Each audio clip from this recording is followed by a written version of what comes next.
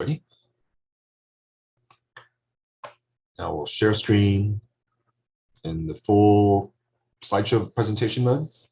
And if you have a question again, or just go ahead and say something in the chat, and then we can let you have the microphone and or type something and we can discuss. And I'll if you want to interact, I'm going to try and ask you some questions occasionally. I think it's a good way. Again, it's the Socratic method we talked about in the syllabus. It's how I teach. I'm going to ask questions and then see if I can get some interaction. I just think it makes me pay more attention. It makes everything more interesting. And also it's a good thing to do in public speaking, to interact with your audience, right? If they get to raise their hands or offer an opinion or maybe stand up and come up to the front of the stage, you can use them in a demonstration. That's always a good thing. So interaction is always, generally, because videos, just public speaking isn't just me talking and you listening the entire time, right? Little interactions very good. I also, as a attention getter, I really like asking questions, right?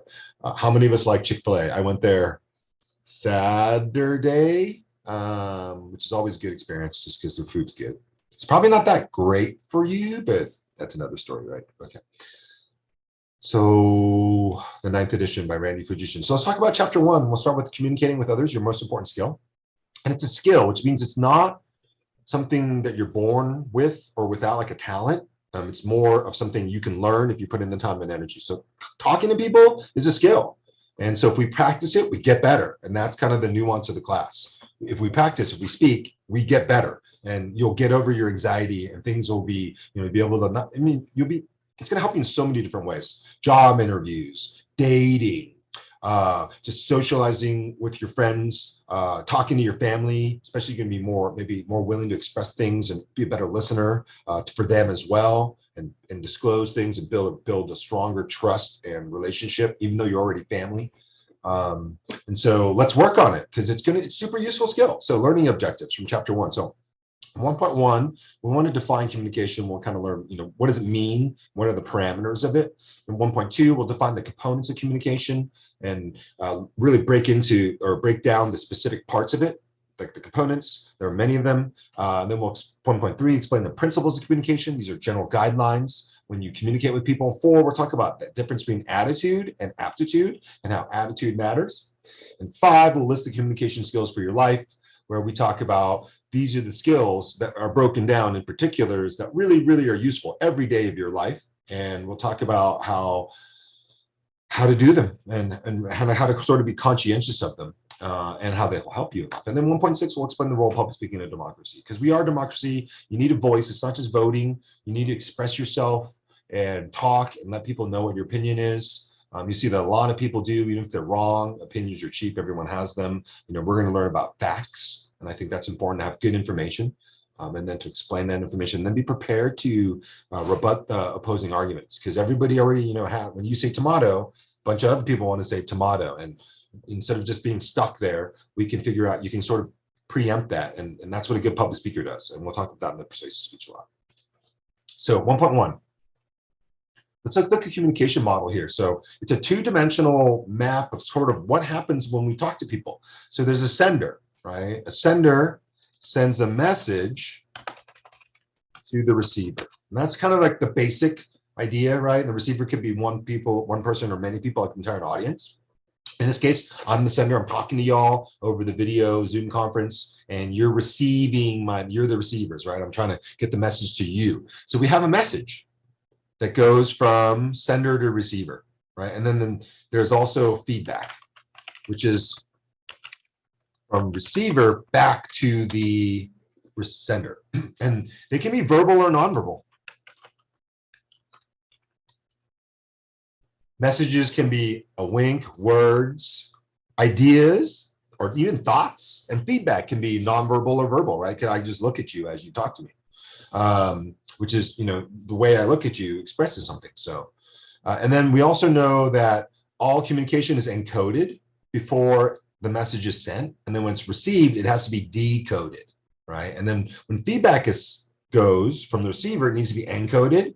And then it goes to the sender and it needs to be decoded. So all communication, verbal or nonverbal, has to be encoded and decoded, right? So codes are like languages, alphabets, and and then there's gestures, right? What is If I do this gesture, what does that mean? You have to decode that when you receive that, right? And it's like, what does that mean? And when I encoded it is when I did this gesture, what was I trying to express with my fingers, right?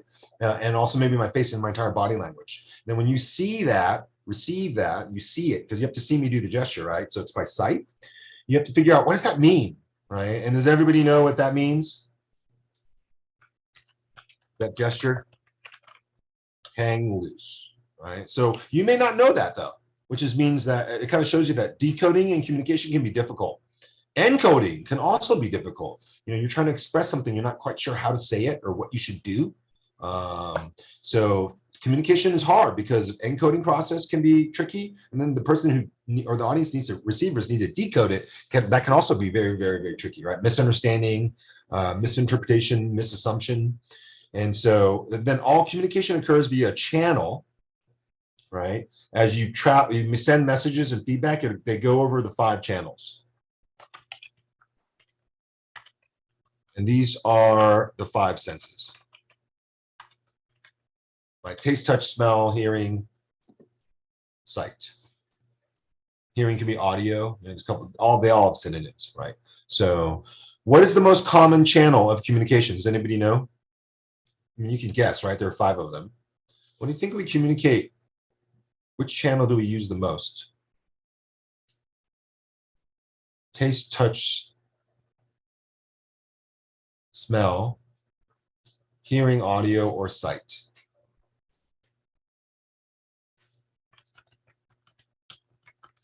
That you should know. I think you think about it. You're going to need to know that for the final exam. So think about, and we'll maybe talk about that more later on the textbook. But I'm just sort of leave that there as an illusion right now. So communication. Let's go through the actual texture. It is actually it is not hearing. So that means the answer is sight. Yeah.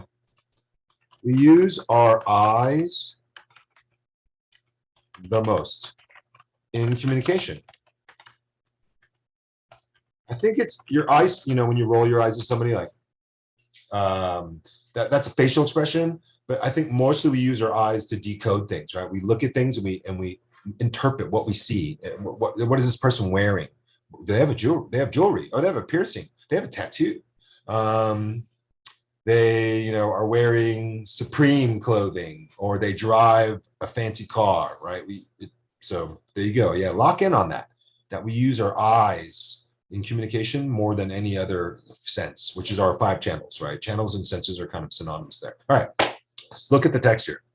What is the definition of communication? So it is the process of sending and receiving messages. So the process means there are many, many steps. Like, think about, does anybody, as a process, anybody look at their phone and looked at their text messages with somebody for the last year?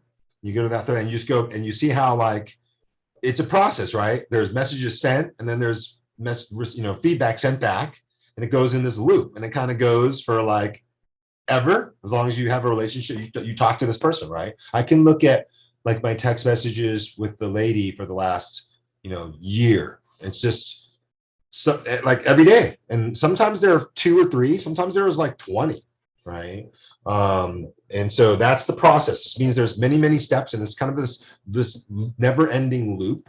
And this process just goes on as you send and receive messages. All right. And then we talked about how that works in the model, right? You send messages and then you receive feedback, technically. The sender sends a message through a channel. Those are the 5 senses. Sight's the most common. Hearing's the next.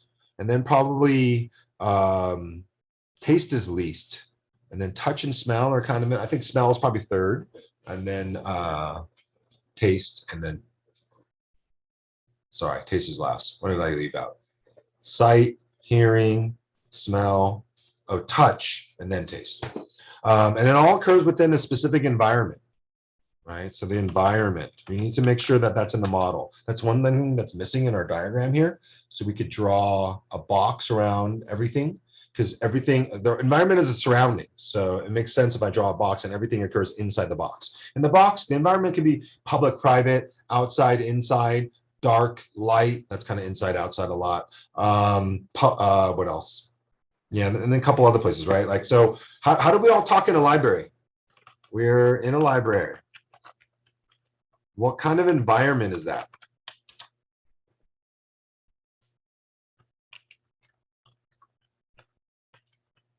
right? It's a quiet one. So you kind of see that there's going to be more nonverbal communication and not people verbally communicating. So, and we also want to understand that the message goes through a channel to a receiver, right? So message goes from sender to receiver, and the receiver responds with feedback. Noise interferes with the process. So we have this blue line, it's occurring everywhere. And those are communication breakdowns or background stress on communication. Anything that makes it harder to communicate with somebody. And there can be verbal and or nonverbal messages and feedback, right? So we can have a communication process where the sender just waves. You see them wave, so you wave back. That's your feedback, and then you leave, right? So the whole communication was nonverbal between the sender and the receiver. And assuming everyone can encode, decode that one, pretty simple, right? Wave at somebody, wave back, hello, hello, goodbye, goodbye.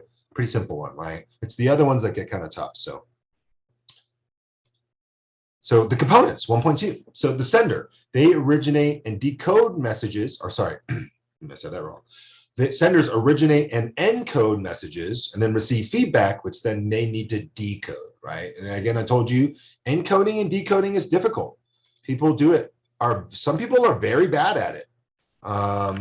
Like, why does, oh, my chat just broke. Sorry, never mind. You know, what does it mean if a little boy like punches you? It means they kind of want your attention and kind of like you, right? But they're instead of, they haven't been taught, socialized to express themselves properly, which is you don't get physical with other people, right?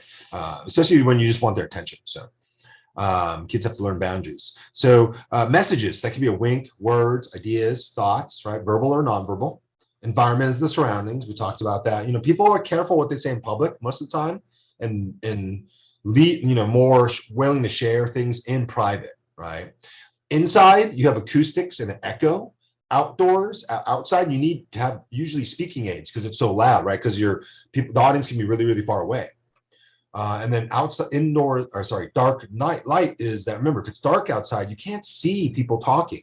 And so the side of communication, which is the most common channel, is hard to use. And if you ever want to test that out, go talk to somebody in a dark room, and just for just try to have a conversation like it's normal, like the lights are on, but you can't see, and afterwards talk about how if you think it was awkward or not. And most people will tell you that was weird, yeah, right? Even though we could reach out and touch each other and we could just talk to each other, but the fact that it was so dark we couldn't see each other is very interesting, right? It strips away the channel of sight, and I think then you start to appreciate how important it is. Okay, so then we have the channels, which are the 5 senses: taste, touch, smell, hearing, sight. And then we also say, some people say there's a 6th sense, your memory, which is like, deja vu, or I've been here before, it's deja vu, or I've dreamed this before. So, but generally we concentrate on the 5 senses. Okay, so good speakers are multi-channeled. My chat's broken. So multi-channel, what does it mean? Good speakers use all 5 channels. All right, so how do we do that? Help me out here in the chat. Obviously, if you're using the camera and you're watching me and you're actually paying attention, then there's sight. Okay, cool. Are you listening, hearing me? Yeah, audio. Okay, you should be if you're paying attention. Okay, cool, we got that. So you got two channels there already. How does a public speaker do taste, touch, smell then? Well, for taste, maybe I would say let's all get a cup of coffee or tea or energy drink or whatever you like, and we can all just have a little virtual toast and say good morning. Have a drink, and then there's taste and smell. I like the smell of coffee quite a bit. It's actually, most people who like coffee love the smell of it. If you love people, you usually love their smell as well. Like if you're married, you love that the person's smell. I'll give you a good example. My ex-wife. I just remember a quick story. She stole a bunch of my t-shirts one time to wear. And I was kind of like, okay, that's kind of cool. But at the same time, I actually need my t-shirts, like personally, and then she told me, well, when you're gone, I wear them and they smell like you. And it reminds me of you. And I was like, oh, okay, keep all my shirts, right? So if you didn't know, right, smell is very important in terms of like who you're intimate with. So, all right. So the 5 senses. So then we can also touch our mugs, and I told you that would be like virtual touch, right? So, or I could high five or shake hands. and greet each other coming into the room, out of the classroom. And that's how you get all five senses involved and be a multi-channel speaker, right? A good public speaker always thinks of ways to get taste, touch, smell involved, right? Which is why interaction is good, because you could go out and high five people and do things like that. So, okay. What's the famous saying about how to get elected? You got to kiss babies and shake hands. And the point of that is touch. People will vote for you if you're real. If they can touch you, you're like real, and you're not just like a candidate or a picture on a TV or someone talking, right? You see what I'm seeing? You're like real, and that's why people love to go in and shake hands and high five and autograph and just interact with people. It makes you real. I can tell that story. I met such and such, right? Like I didn't just vote for him or her or receive her such. I actually met because I shook their hand, right, or got a selfie with them real quick. So remember, yeah, I always remember that quote. It's a really good one, right? If you want to get elected, if you just want to get people to like you, right? Shake hands and kiss babies. So just the metaphor for touch, touching is we'll talk about that later. It's a communication skill if you know how to touch properly. So receivers, they decode messages and encode feedback, and which goes back to the sender. The feedback is the receiver to sender communication. Again, it can be verbal or nonverbal, just like a message can be verbal or nonverbal. And noise is any background stress on communication. There are two types of noise, external and internal. External noise is outside the body. Internal noise would be inside the body. Can anybody give me an example of external noise? If you listen carefully, you can hear my heater. It's creating a little noise. It's humming like bzzz. That's external noise, right? Because it makes it a little bit harder to hear me, or I have to speak louder to overcome the sound of the hum. So there you go, right? That'd be an example of external noise. What if my dog came in and started barking? External noise. Jet plane flies overhead. External noise. Garbage truck or police sirens come, fire truck comes down the street. External noise. What's internal noise? Can anybody give me examples of internal noise? Like, when is it harder to listen or communicate with somebody and there's stuff going on inside your body?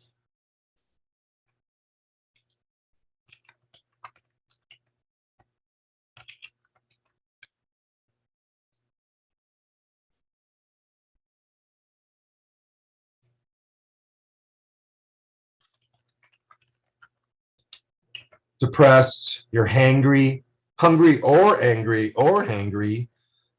You're daydreaming instead of paying attention. Those are all happening inside your body. So those are examples of internal noise, right? All those things make it harder for you and other people to communicate with each other because there's some internal noise going on, right? Also, another one would be you're tired. You're going to learn later on, a good listener, it requires a lot of energy, because when you're paying attention and being focused to listen to somebody, it's actually exhausting. It's physically and mentally exhausting. And so if you're tired, you're going to be internally having noise going on, because it's hard to pay attention because you're falling asleep, or you just didn't, any kind of tiredness. If you're going to have an important discussion with somebody, don't do it at the end of the day. Do it at the beginning, because a lot of times people are kind of tired at the end of the day, right? Depending on what's generally kind of going on. As a parent, I'm always tired at the end of the day. So I think it's really important to have good conversations where I need to listen and really pay attention at the beginning, or after I have my coffee, because it's just at the end of the day, I'm tired and it's harder for me to listen and talk back to people. All right, so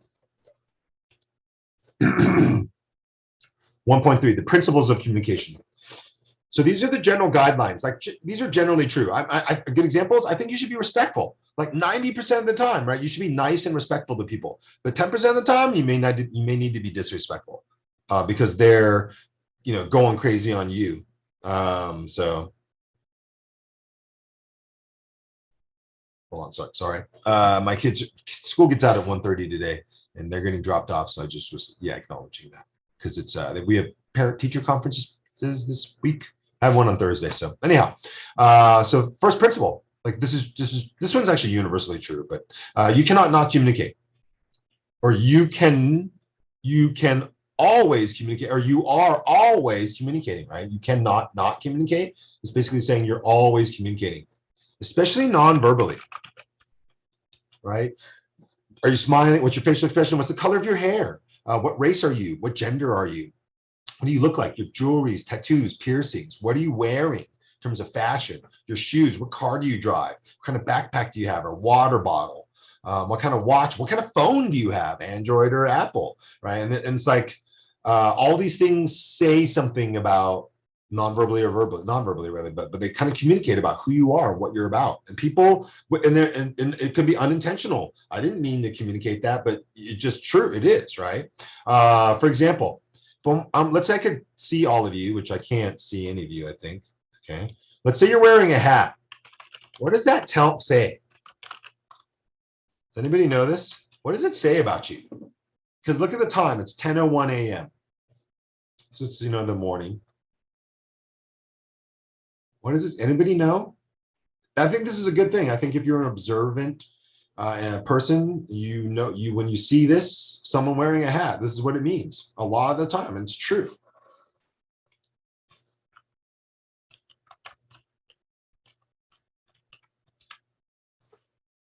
Anybody here now agree with me? Someone type yes in the chat. Yeah, Jasmine, right? You got it. It's totally true, especially in a morning class. You'll notice that, right? People got up, they put on a hat, and then they brushed their teeth, ate breakfast or something, and they jetted to class or work, right? So yeah, absolutely true.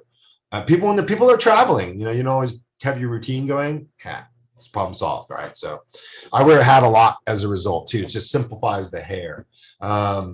Okay, so is anybody else? Well, there's a lot of examples of this, right? Just let's do one more. I don't know. You have a tattoo. It's visible, right? Spelled that wrong. Sorry. What does it say about you, if anything? It says a lot. It says, it can say a lot, right? What is the tattoo? Where exactly is it? I'm not judgy, but so I saw a dad because he had his whole family. He had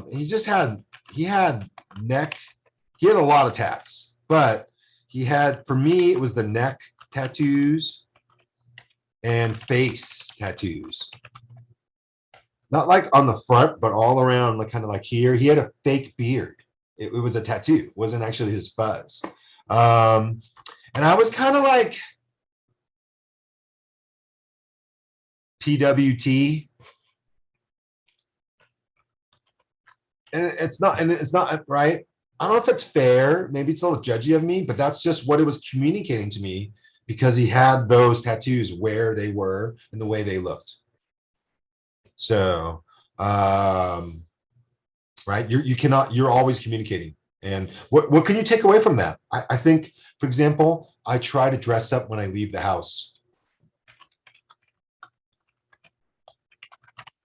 Because I want to make a good first impression with people I might meet. They could end up being clients later on down the road, or just it's a small town here in South Lake Tahoe, and when you go into business, you have to know everybody, and it's nice to know people when you're out of business, right? You usually get a little more favorable treatment, or at least you're happy spending money somewhere where you know the person as opposed to some strangers, right? So you cannot not communicate. You're always communicating. So one of the things I kind of take away from that is I dress up when I leave the house because I'm always communicating. People are always looking at you. Remember, sight is the most common channel of communication. And I want to make a favorable impression, right? So dress to impress, dress for success. And you'll hear those quotes later. Dress to impress, dress for success. Communication is also irreversible. Second one. Yeah, once you do it or say it, you can never take it back. That's also true 100% of the time. So think before you speak. And if you don't have anything good to say, then don't say anything at all. Sometimes people will ask me, wow, you're quiet today. Like, you're not quiet. And I'm like, if you don't have anything good to say, then you don't say anything at all. And they're like, oh, right. So, okay. Third, communication is a process. We talked about the definition of communication.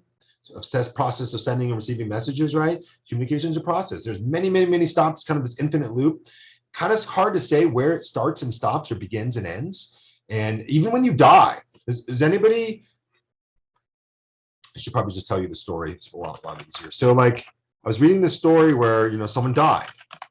And so their phone number, got reassigned to somebody else. And then what happens? The person who died, they're still getting text messages and phone calls from people who don't know they died, right? And then the person's got to be like, they're usually polite. And so they're like, yo, I don't know exactly who Bruce is, but I got this number and it's mine now, right? Basically, right? And then the friends of Bruce will be like, oh, yeah, I found out that he passed away. Blah, blah. And then what happens? They actually keep on talking and chatting and texting each other. And what happens? They become friends. And talk about kind of a bizarre way to become friends, but it's kind of, humans are a lot like that. And so you kind of talk to who it's kind of interesting who you start communicating with and why, right? So, and it just shows you that it's this interesting process where even where people die, the process of communicating with them kind of like transmorphs and continues. So, and then my sister passed away almost 30 years ago, and I still think about her. I still kind of like talk to her, ask her things, and watch my kids, like guardian angel stuff. And so, does that make sense? That I'm still, maybe I'm not getting feedback exactly, but sometimes I feel like I do.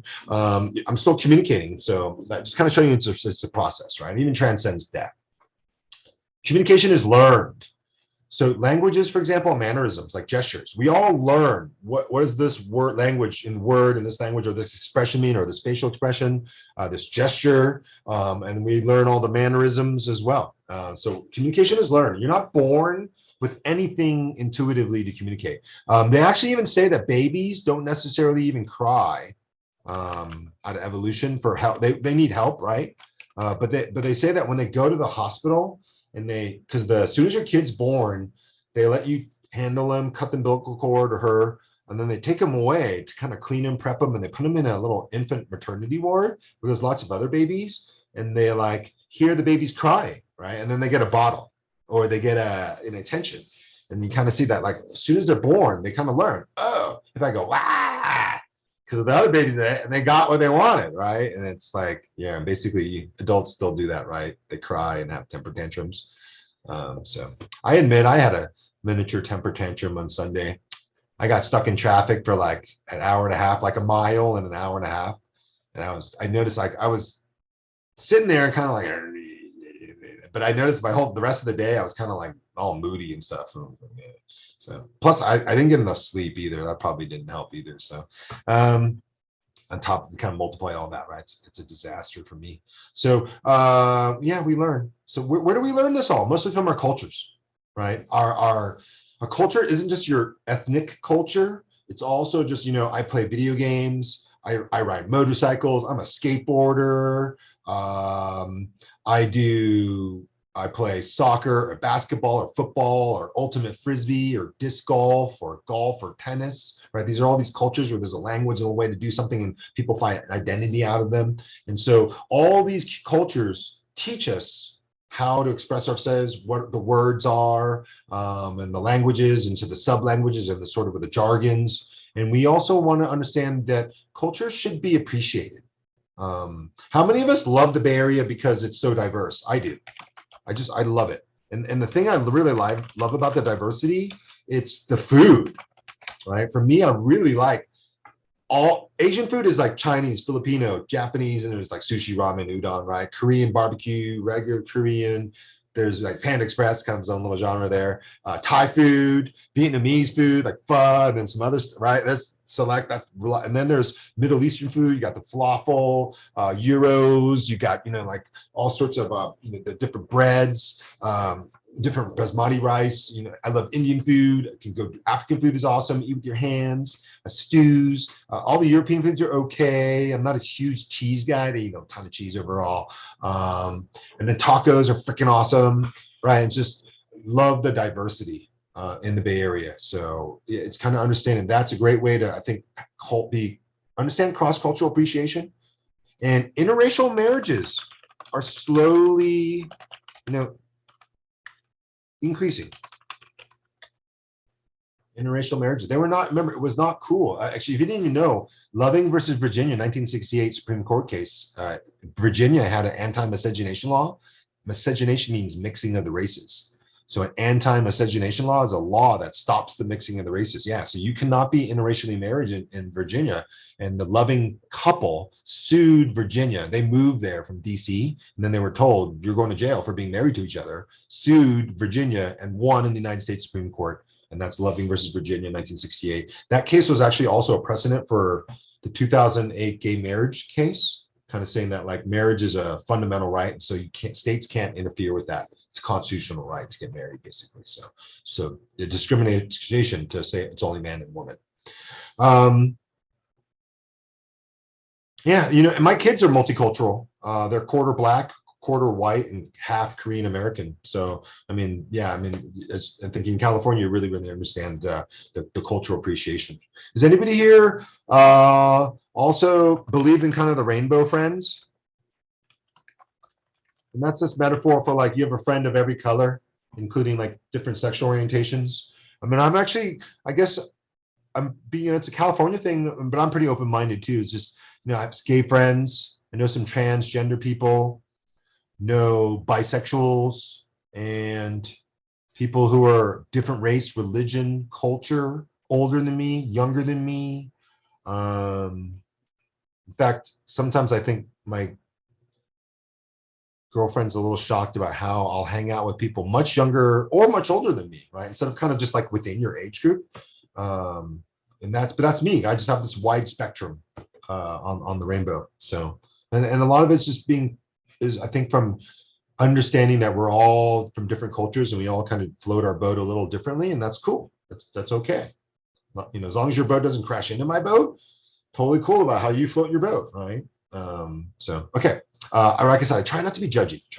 So 1.4, let's talk about attitude is greater than aptitude. So your attitude, we'll talk about these things kind of make up an attitude, but it's more important than your aptitude. And what I'm talking about in this class, your attitude towards public speaking is more important than your ability at public speaking. Are you willing to fail? Are you willing to make a mistake? Are you willing to learn? Do you have some courage? Because it's scary to learn new things, scary things, and fail and make mistakes. And I'm not concerned about what your skill or ability level of public speaking is. Some of you are more advanced than others, right? That's not important in this class. We can all improve. That's the idea, right? No matter where we are, start here or here, we can all progress. And that's because it's a skill. And how do you bring a good attitude? You want to be open-minded, but you want to be flexible. You're not going to get what you want, the way you want it, when you want it. But that's okay. You're flexible. You bend, but don't break, right? You're also patient. Patience is a virtue. Patience is something, once you become a parent, oh my God, you have to learn an incredible amount of patience. I don't be snarky, but I think you have to, as a guy, you have to learn a lot of patience with women, because we're different, right? We're different. Just to give you an example of that is, I remember when we would go out, me and my wife before we got divorced, we would go to like dinner at like 6:30, for example, and it would take her like 2 hours to get ready, hair, dress, makeup, and then we would often be late, and that was stressful to me. And I was just kind of like, but guys don't really have to do all of that. Like we get dressed like really fast, take a shower really fast, and it's just a lot. I understand, because for her, it was a process to get ready to go out every time. So it was important to her, and I want to respect that, right? But I'm just saying that I had to learn uber patience, because we were always running late, because even though she knew ahead of time that we had to do this. By the way, I kind of fixed it, even though it didn't fix the relationship. But does anybody want to guess what I did to fix that problem? I did two things.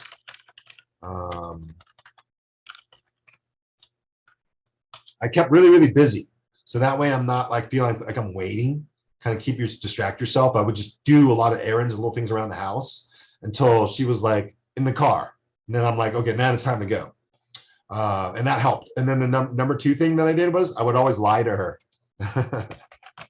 I would tell her what dinner is at like 6, but it was actually at 7:30. That would give me an hour and a half buffer zone, because she would get ready and then be ready at like 7, but I'd be like, we're actually like, slightly early.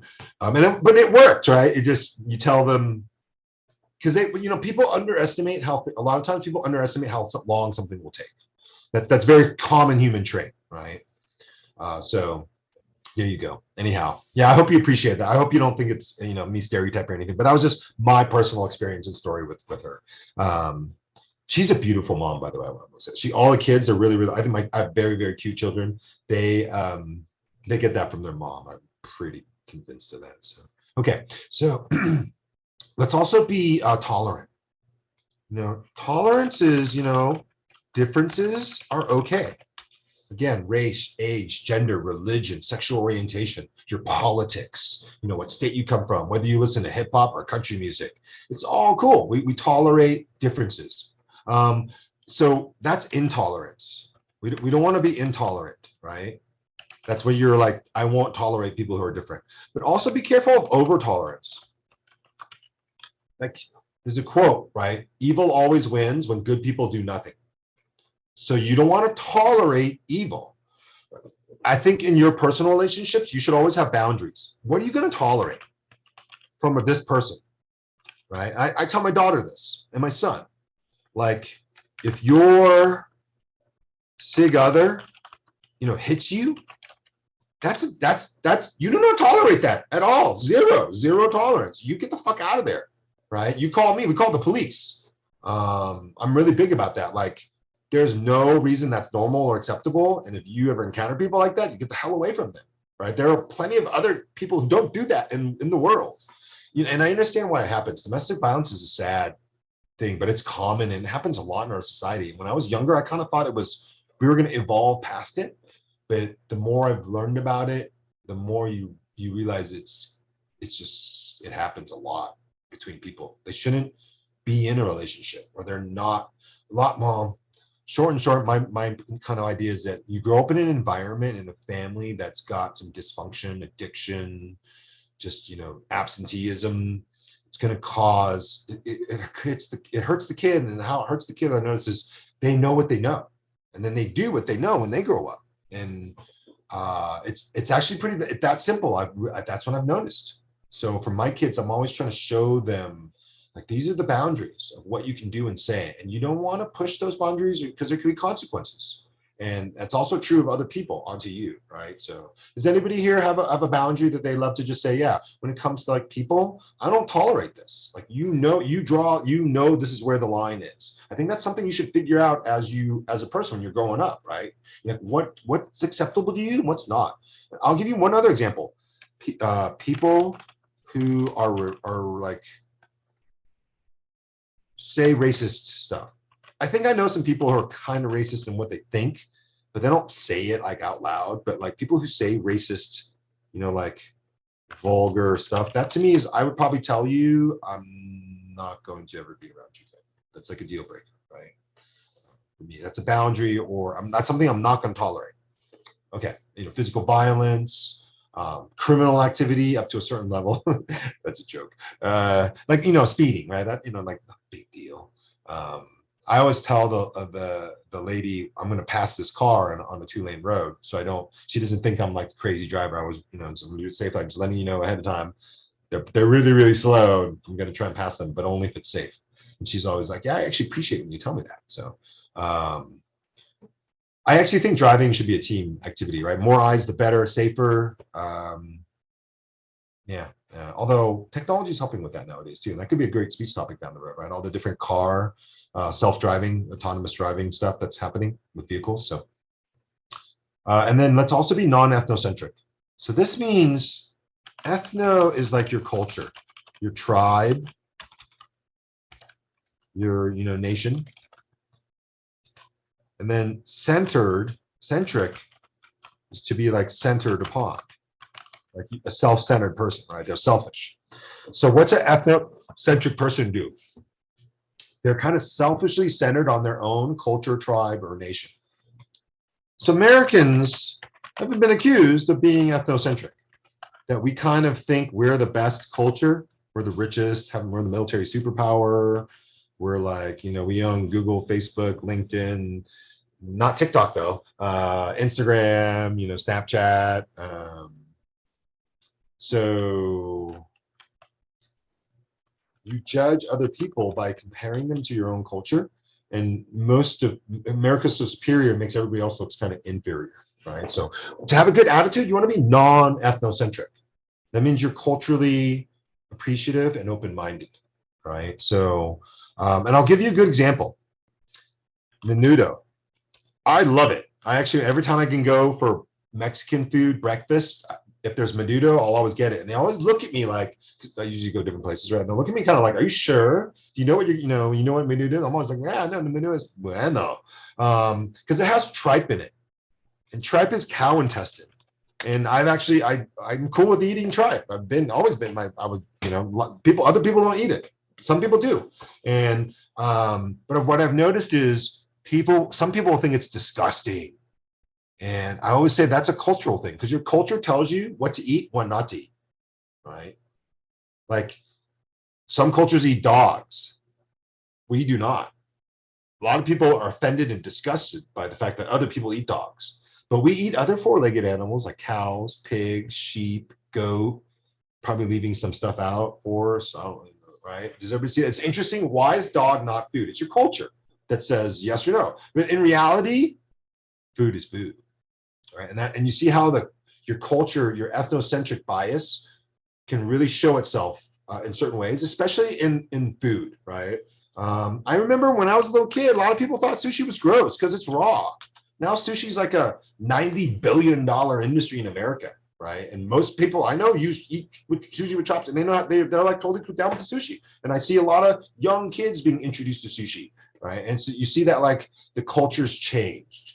Right, and people become more open-minded about other cultures' foods and the way they eat the food, and then the other way what they dress or how they express themselves, maybe religiously or politically, and that's being non-ethnocentric.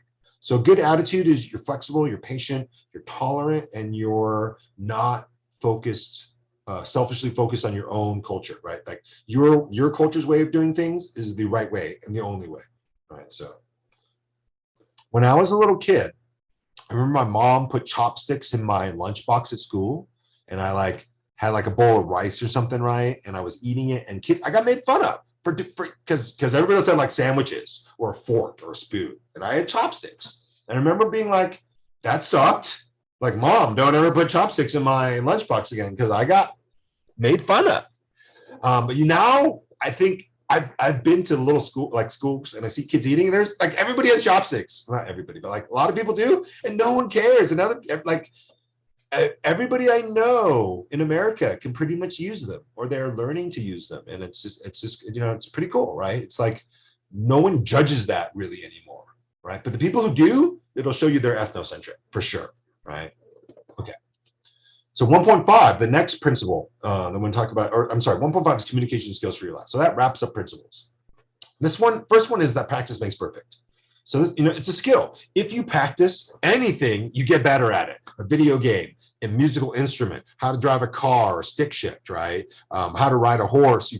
Everything. You practice. You want to get better at skiing or snowboarding? Practice, right? So practice makes perfect. PMP. I think it's something that you want to just put in as a mantra in your life philosophy, that whatever I want to get better at, I got to practice to get better at talking in a foreign language, right? Or practice telling jokes or stories. In fact, we'll get that. So who do you practice with? Well, intrapersonally, intra means within. So you talk to yourself. You practice by talking to yourself in a mirror. I would recommend even video recording your practice speeches. That way you can watch them later and kind of like learn from the video. Do you like the sound of your voice? Are you boring? Do you gesture? Do you look at the camera, make an eye contact? Then interpersonal practice. Those are relationships. Practice with the people you know. So your friends, your family, your roommate. A lot of students have told me, I got my mom or dad. I practiced the speech in front of my mom and dad, and they were like, it was a really great experience. My mom and dad were like, whoa, it's really cool to see your kid do some public speaking, because you watch your kids play sports, play with other kids, right? You see them grow in that way, but to see them express themselves, I think verbally, it's really revealing, and it shows you how mature your son or daughter is now, which I think is a wake-up call for a lot of parents. So groups and work. So whenever you're in a group of people or at work, See if you can practice your speeches or your communication skills, right? Tell your joke, and then in front of an audience. That's super rare. You have an audience, virtual audience here in this class, take advantage of it, because it's really hard to find practice time in front of an audience. And I also believe that practice should be as real as possible. So I usually dress up when I practice interviews or public speaking, because I want to look and feel the way I'm going to do in reality when I practice it, right? So I remember like in football, I played tackle football growing up, and also high school football. I actually played at Bellarmine on varsity football, and I could tell you a lot of stories, because when I first joined the team, everybody thought I was the nerdy Asian kid, and then like I'm kind of mean and violent on the football field, and like coaches notice you, and that's how you earn playing time. So because I played mostly defense, yeah, you got to tackle the person who has the ball. Sometimes the person not with the ball, because they're trying to get in your way from tackling the guy with the ball. So, so yeah, and football practice, you always put your helmet on. You wear it constantly. You don't take it off like ever, even when you're hot and sweaty. And the philosophy is, when in a game, you don't get to take your helmet off, right? So you guys got to get, it's like a soldier. You put your helmet on, it never comes off. You just get used to always having it there. And that's the idea of that. So in practice reflects the game. Right, you don't take off your helmet during the game at all when you're in the game. Same thing on the practice field, right? Just you want to just wear it so much that it becomes comfortable. Then also, what do we practice? I tell stories, I tell jokes. I think that's a great way to practice your public speaking. They also say a great way to practice is in class. If you're in a college or high school class, by raising your hand or talking in a virtual or real classroom experience, that's also great public speaking experience. And the more you practice, the better you get. It's like a video game, right? You play the video game, you get little points. You get enough experience points, you level up. And at the end, there's a master, you beat the game, right? And that's what you're trying to do in the process of public speaking. So practice, tell stories, tell jokes. You can find these on the internet. Stories are great on, do some research, or there's stories that happen to you, right? Oh man, I have a lot of stories to tell, but what's a good one that happened recently? So okay. Oh yeah. So I got a call from the principal of the school. My son's in first grade. And Mr. Demerol's like, Mr. Lee, I got a voicemail first. He's like, Mr. Lee, it's not, nothing dangerous or unsafe, but you should call me back. So I'm like, oh, okay. So I call him. He's like, hey, what's up? And I'm like, oh, yeah, what's going on? He's like, well, so I was doing, lunch, walk around, and there was kind of a ruckus going on in the first grade lunch area. So I go over there, and this girl, Dahlia, she's got a $50 bill. And it's kind of causing a ruckus, because some kids kind of understand that it's important. Why do you have money here? And they're, and she's like, so Mr. Demerol was like, Dahlia, why do you have a $50 bill at school? And she's like, oh, Roman gave it to me. That's my son. And Mr. Demerol was like, what? And then she's like, yeah, Roman gave it to me and said, my daddy says, boys, we got to give money to girls. And so he's like, here you go, here's $50, right? So he grabs the $50, gives it back to me, and is like, is this, did Roman do this? And I'm like, it's possible, because his grandpa gives him money all the time, and his sister, cash, and I don't know about it exactly. And they always have these wallets, like they have more money than I do, pretty much. So because they don't spend their money, they just save it, right? Or they buy Nintendo games and things like that. So Legos, stuff like that. So yeah, so and then yeah, that's what Roman did. So I think that was a funny story, right? So you see how when I tell that story, I'm just practicing my public speaking. That's really what I'm doing. So get a good story, practice telling it into different people, or jokes, right? What did the girl mushroom say to the boy mushroom? Are you a fun guy? What do you call two buddies on a boat? A friendship, right? Dad jokes. I have a lot of really offensive X-rated jokes too, so I don't think I'm going to tell them, but yeah. Oh, here's a lawyer joke, because you should always self-deprecating humor. You make fun of yourself. That's probably the best way to entertain people, because that way you don't offend anybody. So what's the difference between a lawyer and a catfish? One is a scum-sucking bottom dweller, and the other is a fish. All right, so, or this, maybe you heard this one too. How do you know when a lawyer is lying? His or her lips are moving. Right, so okay.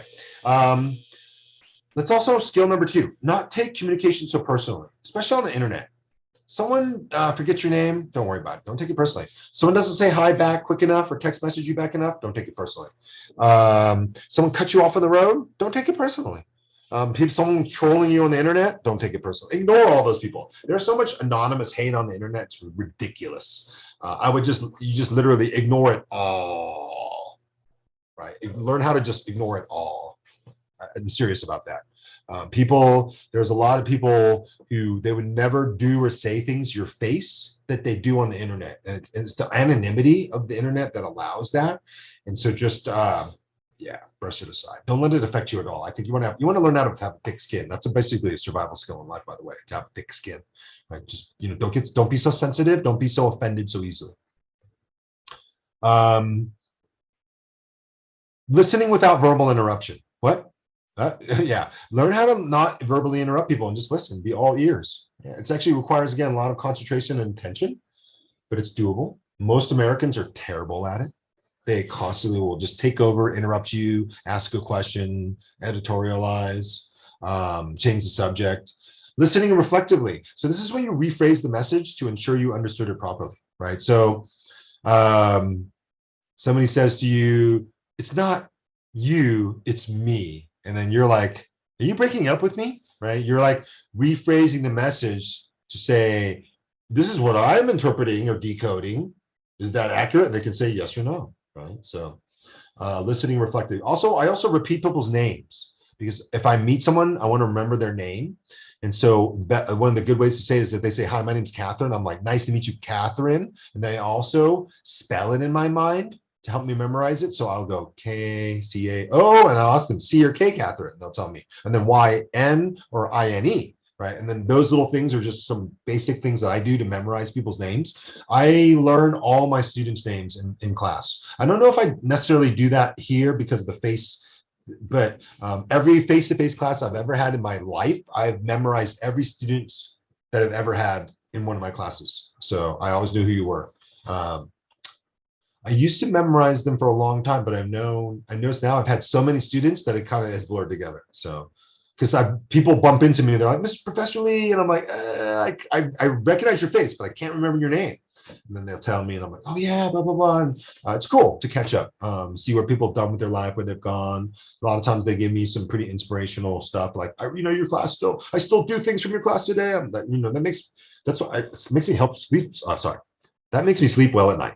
By the way, when people say that, right? Because you're like, I did something that actually affected their life for a long, that they remembered it and remember, so that's important. That's the point of being a professor, in my opinion, by the way. It's not the money or whatever things you want to talk about, the motivations, but I honestly believe it should be, you want to help make the world a better place and help individual people. I really believe in the quote that you help people wherever you can. If you can help others whenever you can. It's not none of my business. I actually say I'm willing to make it my business, because if you have time and the resources and the energy, because I own my own family. I got 2 dogs, 2 kids. I'm by myself. I try to have a social life, stay healthy and then balance everything else out. But I realize that doesn't mean I'm going to have that excuse where I'm too busy to help other people. I think you should always help people if you can, whenever you can. So, and specific people, especially young people, like mental health. I'll give you a good example just for me. I'm trying to raise a lot of people's mental health because I've noticed it's really a problem now. More people are more willing to share or express the things that are going on in their life that are causing them stress, anxiety, or sadness or trauma. And you realize that, like I said, domestic violence, or it could be sexual assault or crime, or just other things, COVID, that maybe when you lost one of your relatives. These are all things, traumatizing. I had a death recently. One of my best friends died. He was 44, left behind 2 4-year-olds and a 6-year-old. And the widow's, struggling with his death, not just taking care of the kids, which is crazy, by the way, to have 3 kids by yourself, young kids by yourself, right? So, yeah. So I'll talk a lot about mental health in this class, because I think it's important that we all think about it and be cognizant of our own and other people's, and then understanding self-care. That's important, that I do things that make me happy, right? It's not necessarily that it's selfish. It's just you have to take care of yourself before you can take care of other people. So you just got to, and once you realize what those things are, then you need to make those a priority, right? So I'll give you a good example. I did something bad last night. And it was, I watched some Netflix too much. I actually got, I was like, oh, that last episode, I'm going to bed. Because I went to my friend's birthday party and got home around 10, and the kids went to bed at like 10:30.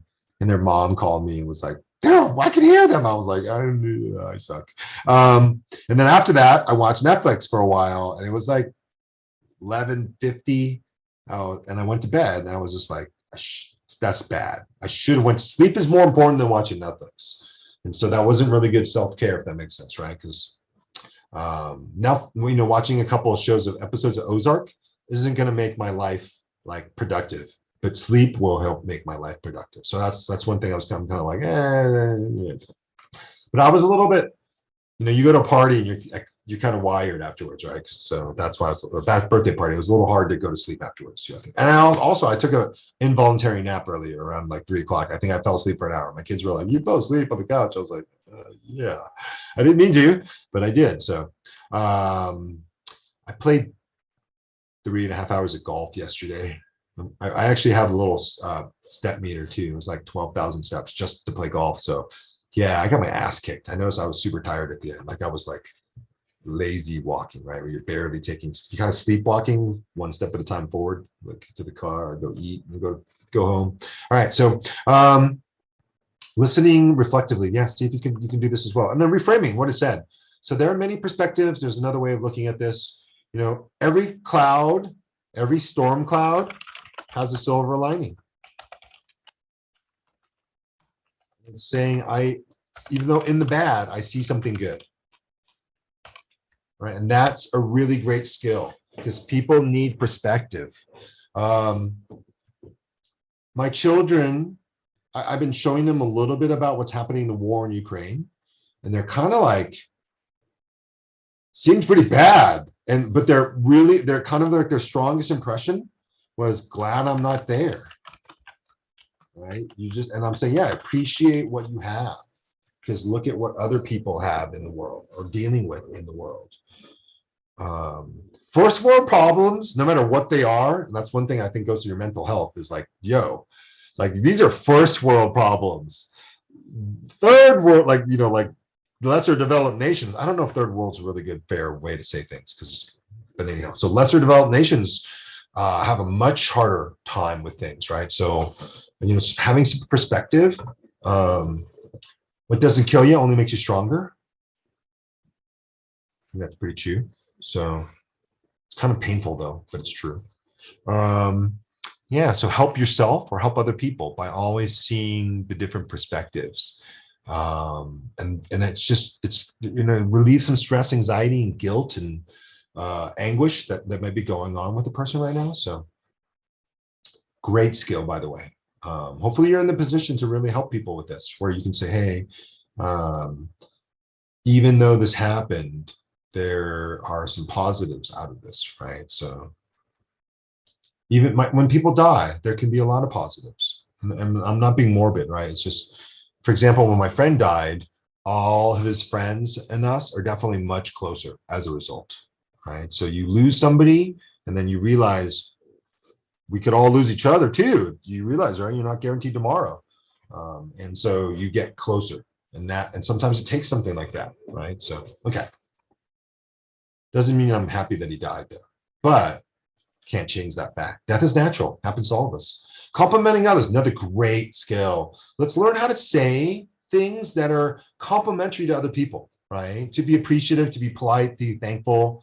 I'm pretty appreciative, and I've had a lot of people actually comment that you're very polite and your children are very polite, which is kind of rare, they say. And then they'll say something like, it reflects on your parents. I'm like, yeah, it does, because my parents, made that was important to them, that we be well-behaved children and polite to the people around us, and aware of our surroundings, and aware and sensitive to other people, especially making noise or like bumping into them and stuff. So there are 4 ways to compliment people, and we're talking about sincere compliments here, right? Sincerity matters when it comes to compliments, because an insincere compliment is, it's illegitimate.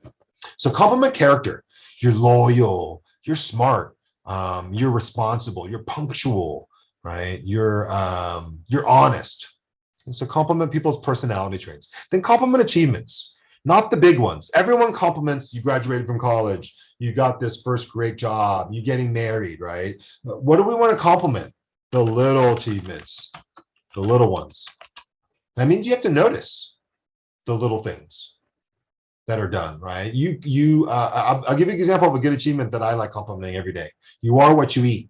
So when people make good food choices, I compliment them. I think that's an achievement. I don't take that for granted. Because how many of us know a lot of people, they make pretty damn poor food choices, right? And they're unhealthy as a result. 2/3 of Americans are overweight or obese. That is horror bad, by the way. So it's ironic that in America, poor people can get fat, because in most countries, poor people never get fat, right? But in America, they're the fattest. Kind of this interesting paradox about America. So compliment the little achievements. That people are disciplined in how they speak. Can you go a whole day without swearing? I can, even though sometimes I might swear a lot. I already swore today. I can think of something I said this morning. So that's an achievement. Here's another achievement. I drive home safe. It's an achievement to get home safe. A lot of people don't. There were 36,000 traffic fatalities in 2021 last year. It's like the highest in like 15 years. A lot of people didn't drive home safe. 35,000 Americans, right? And then a lot of them were injured and just, right, does everybody see that? Compliment this little achievements. Give yourself a small pat on the back for all the little things that you do that are consistent choices, show discipline. Compliment effort. This one's great too, because why? It's awesome. I love effort compliments. Because people fail or do not succeed, and you can still compliment them, right? And one of the things you learn in life is you're not going to win everything. You generally want to win more than you lose, but in life you're going to lose a lot overall, and you want to learn how to do that. And so still compliment effort. Compliment effort, your hustle. Show people your effort, not talk about your effort. People who talk about their achievements are weak. I like people who show. Don't tell people what you've done. Show people what you've done, or show people what to do. That's why, a lot of people are like, it didn't happen unless it's on the internet, right? That you have a video of yourself doing that or going somewhere. I mean, it's kind of true, right? So compliment effort. And then the fourth one is also great because it's compliment the invisible. What? What does that mean? Well, it's like, you see, but don't see, because they're kind of invisible to you. Who are the people that you should thank in your life who you don't really notice? Maybe you take them for granted. Anybody want to just give me some examples in the chat? Who's helpful to you in your life that you should compliment them, but they're kind of invisible to you? My grandmother died before I was born. She left me some money, one of her grandchildren, and I never met her. And I was always like, I just got some money, and then I was like, kind of like, oh man, now that I'm older, I'm like, I should really have been like visited her grave or something, right? More. Does everybody see what I'm saying there? And then maybe you didn't notice the bus driver or the police officer or the soldier who's keeping our freedom free, or the paramedic who runs around on minimum wage doing all kinds of crazy stuff, or people on the front line during COVID, grocery workers, healthcare frontline workers. Do you compliment them, right? Do you say thanks to? Do you appreciate them? A lot of us only appreciate people when they're gone, right? And then it's too late. So, this is the one that I really like, by the way, at UBC. I still have his phone. Gosh, I should find it. Hold on a second, because I want to say his name correctly. Let's see if I can find this real quickly.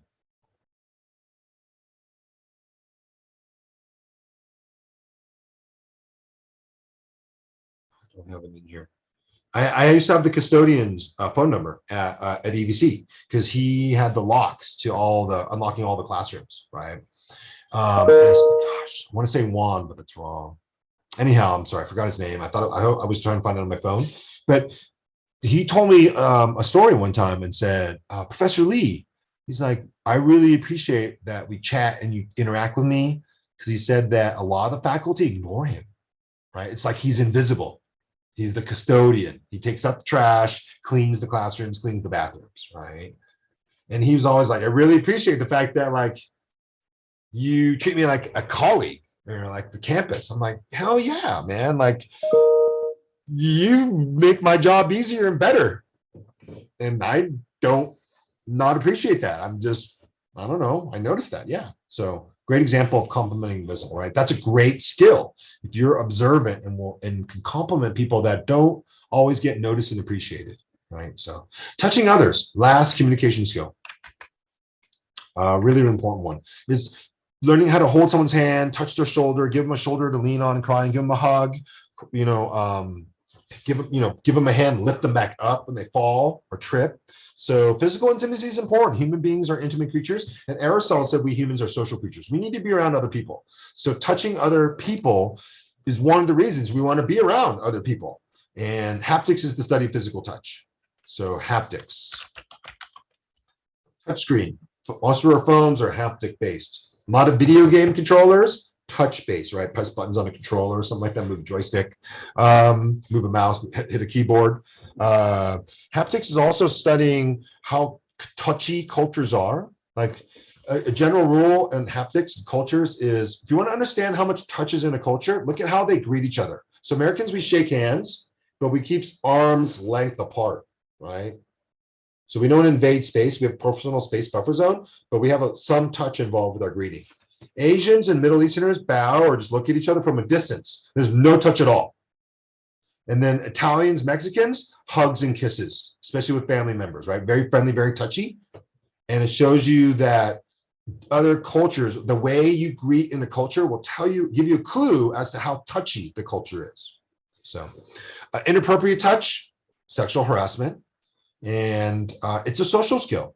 It's just understanding that some people need to be touched, given a hug, need to have their hands held, need support, like lifting up support, right? Like leaning on support. So, and then health.com in January 5th, 2011, article that touching makes you healthier.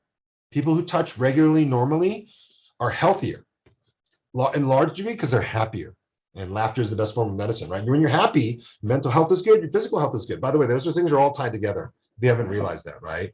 Mental health and physical health, like bad mental health deteriorates physical health, and physical health deteriorating can destroy mental health. I'll give you an example. One of my friends, he tore his Achilles. It's about a year. And he still can't run or jump.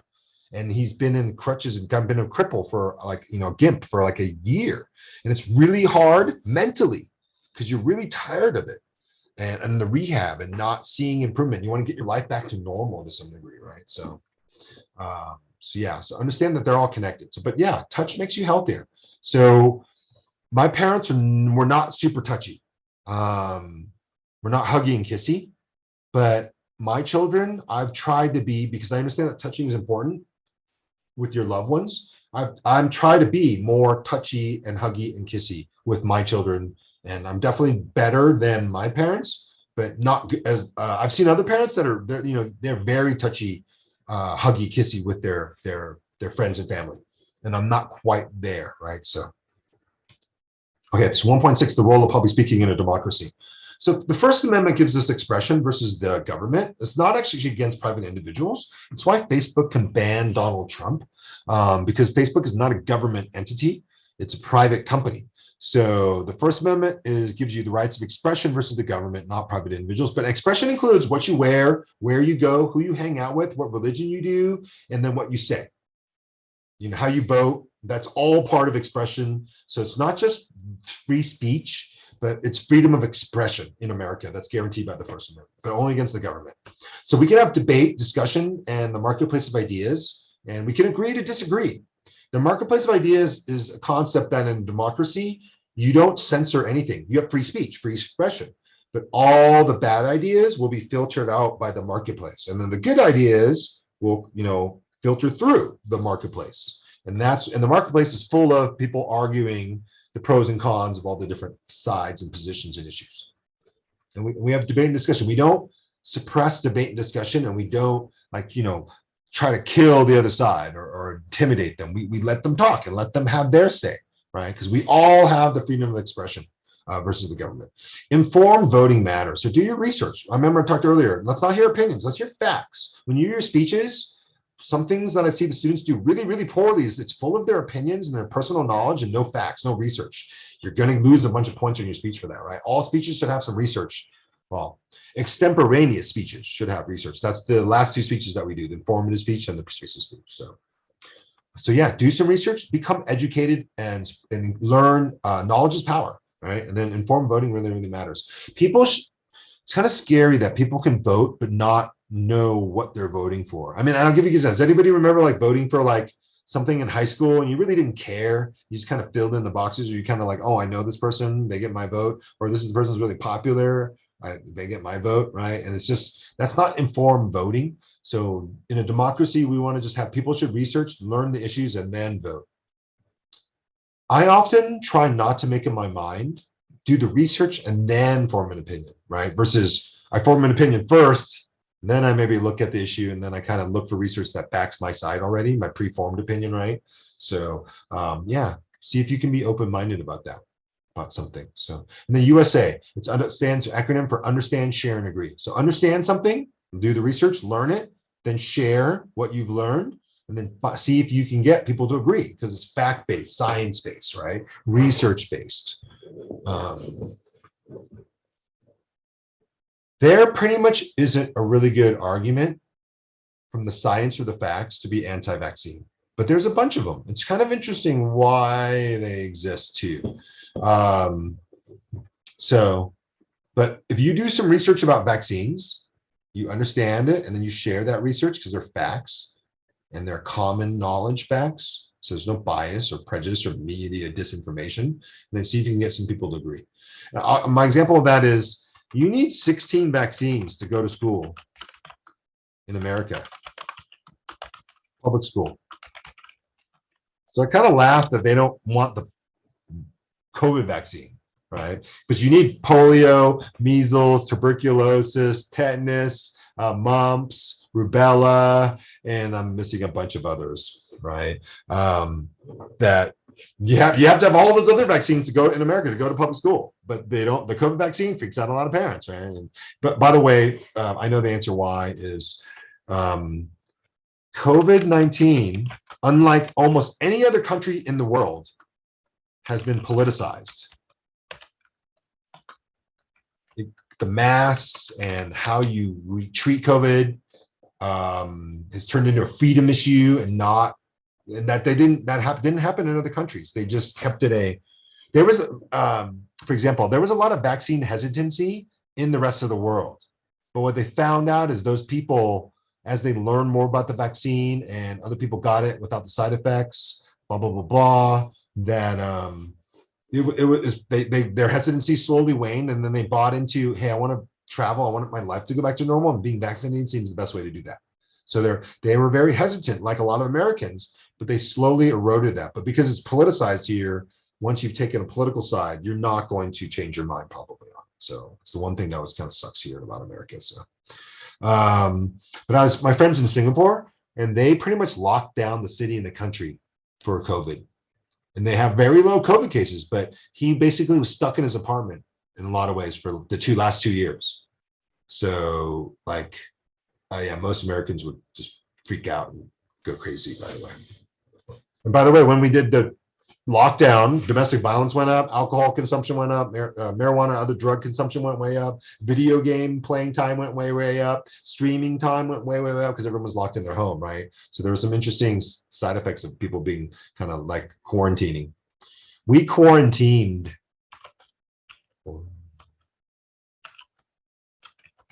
Means that we kind of had a group of families that we all kind of just hung out together because just quarantining by yourself, your kids will, I don't know, it was good for their mental health to be kind of stuck and sequestered in your house. So we kind of got some other families that we just all kind of were like, yeah, we're going to be around each other, and so hopefully none of us gets COVID, but you don't expand that bubble. You try to keep the bubble safe, the quarantine safe. So chapter 2. I got how much time left? Check in right now. Half an hour or 35 minutes. So 1 second. Let me just text them in.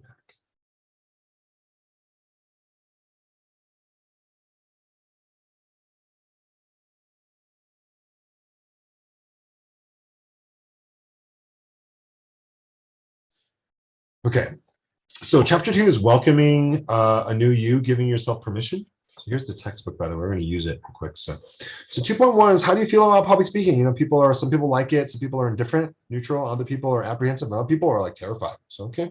2.2 is your speaker apprehension self-appraisal scale. So go through that, and you can give yourself, go through the scale and figure out where you are in speaker apprehension, right? So you have a lot means you're nervous, don't like it. And if you have a little, you're pretty comfortable, or maybe even really love public speaking. And 2.3 is, let's do the self-appraisal ranking. And if you score between 10 and 20, you're comfortable with public speaking. And, you know, again, doesn't matter where you are in this class. It's just that you got to show improvement to get the good grades. 30 to 40 means you're tolerant to public speaking, so there's room for improvement. And 40 to 50 is you need help and you're in the right place. I will help you. So let's move on. So 2.4, let's give ourselves permission to make mistakes. There's a little quote here that says, to live a creative life, we must loose our fear of being wrong, right? It's okay to be wrong. It's okay to make mistakes, especially in public speaking, but I think it's true in life. I'm a little bit hypocritical because I'm demanding of my children not to make mistakes, but it's more like what I'm going to tell you now. It's learn from your mistakes, right? Learn from your mistakes. You know, like for example, my kids got some chocolate ice cream and then went and sat in my bed and ate some, and then they spilled a ton of it all over my sheets and my pillowcases.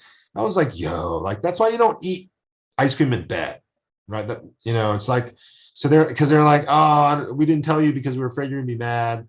I'm like, you know, I'm not mad, but like I've told you not to do that a bunch of times, and hopefully you understand why now, right? And so don't do it again, right? Learn from your mistakes. You just, you know, do something 2 or 3 times. You know, that's not good. But doing it the mistake the first time, totally acceptable. So mistakes help you learn, to help you grow wise. I was reading this book about a lot of Native American tribes back in the day, and they would let their kids burn themselves in the fire. And it was so they would make the mistake, learn the lesson. And they just found that for a lot of kids, at least with fire, they weren't going to listen to you anyhow, right? So they just have to figure it on their own and make their own mistake and learn from it, right? And fire is a good one, because if it doesn't kill you, it only makes you stronger. You realize I shouldn't like burn myself, get burned, or touch that hot red flame, orange, white, blue flame thing, right? So yeah, so it's okay to make mistakes because they help you learn, they help you grow wise, right? As long as it's survived them, they're not fatal, and you learn from them, they'll usually be very, very beneficial.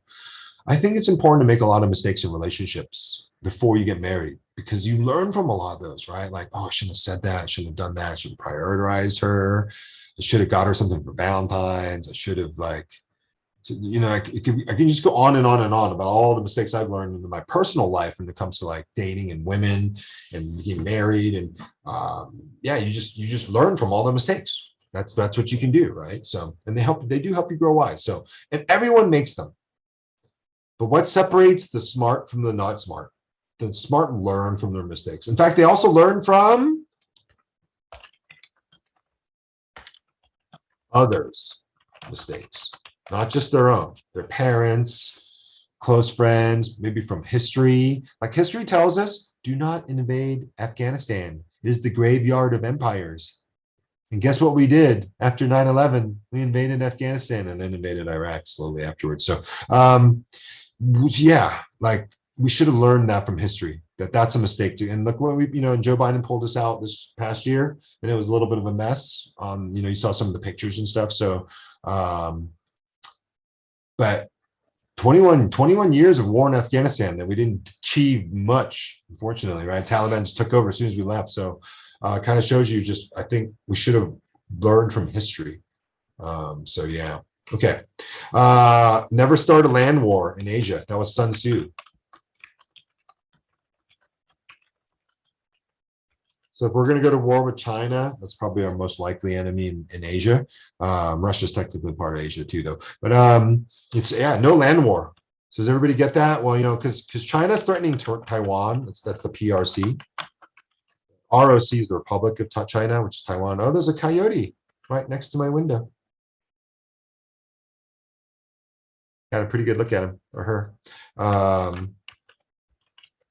So the good thing about Taiwan is an island, and there's the 137 kilometers of ocean between China, the mainland China, and Taiwan, otherwise AKA Formosa. Actually, Portuguese word for meaning, I think, beautiful coast. And yeah, that means that's good for us because we can get in a war with China, but it won't be on the land. It'll be in the skies and on the ocean, right?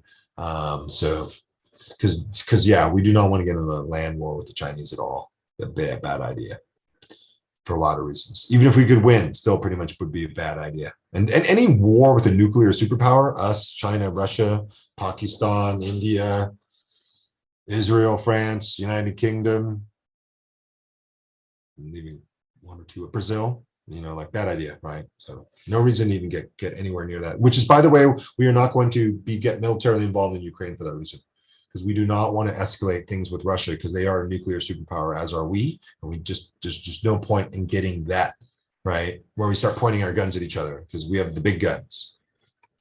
All right, so permission list. So let's get your textbook ready. Let's go to page 26. Giving yourself permission. There's a list of 20 questions. I'm going to go through them one at a time and then answer them.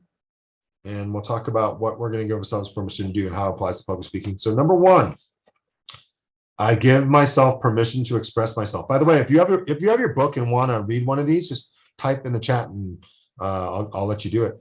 It's a good public speaking experience. It's easier reading something from a book. So number one, I give myself permission to express myself. Yeah, absolutely. Remember, what does expression mean? What you wear, what you say, where you go, what your religion is, what your politics is, who you hang out with.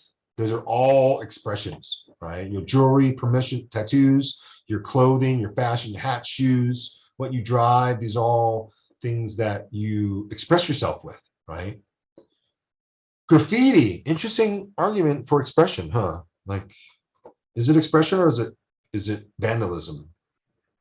Number two, though, is I give myself permission to stand up in front of others. So yeah, I'm gonna stand up in front of others. It's okay to have all eyes on me, attention's on me, and I'm gonna talk and speak with y'all and tell you a joke, tell you a story. And so yeah, so give yourself permission to stand up in front of others. My camera is at sitting level, so I'm gonna sit down, unfortunately. So. Number three, I give myself permission to ask others to listen to me. Yeah, so I'm gonna speak. It's okay for them to listen to me. What do I give you if I listen to you? What do I give to you if I listen?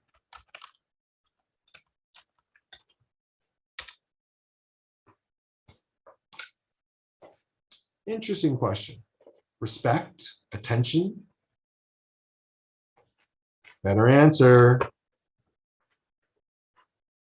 What am I giving you if I listen to you? Or what are you giving me if you listen to me? It's ticking. That's my clue. Tick tock. It's a clock. Tick tock, the mouse ran up the clock. That was a book we used to read about children. Time. In America, we say time is money. So I treat people who listen to me very valuably because they're money. It's like money.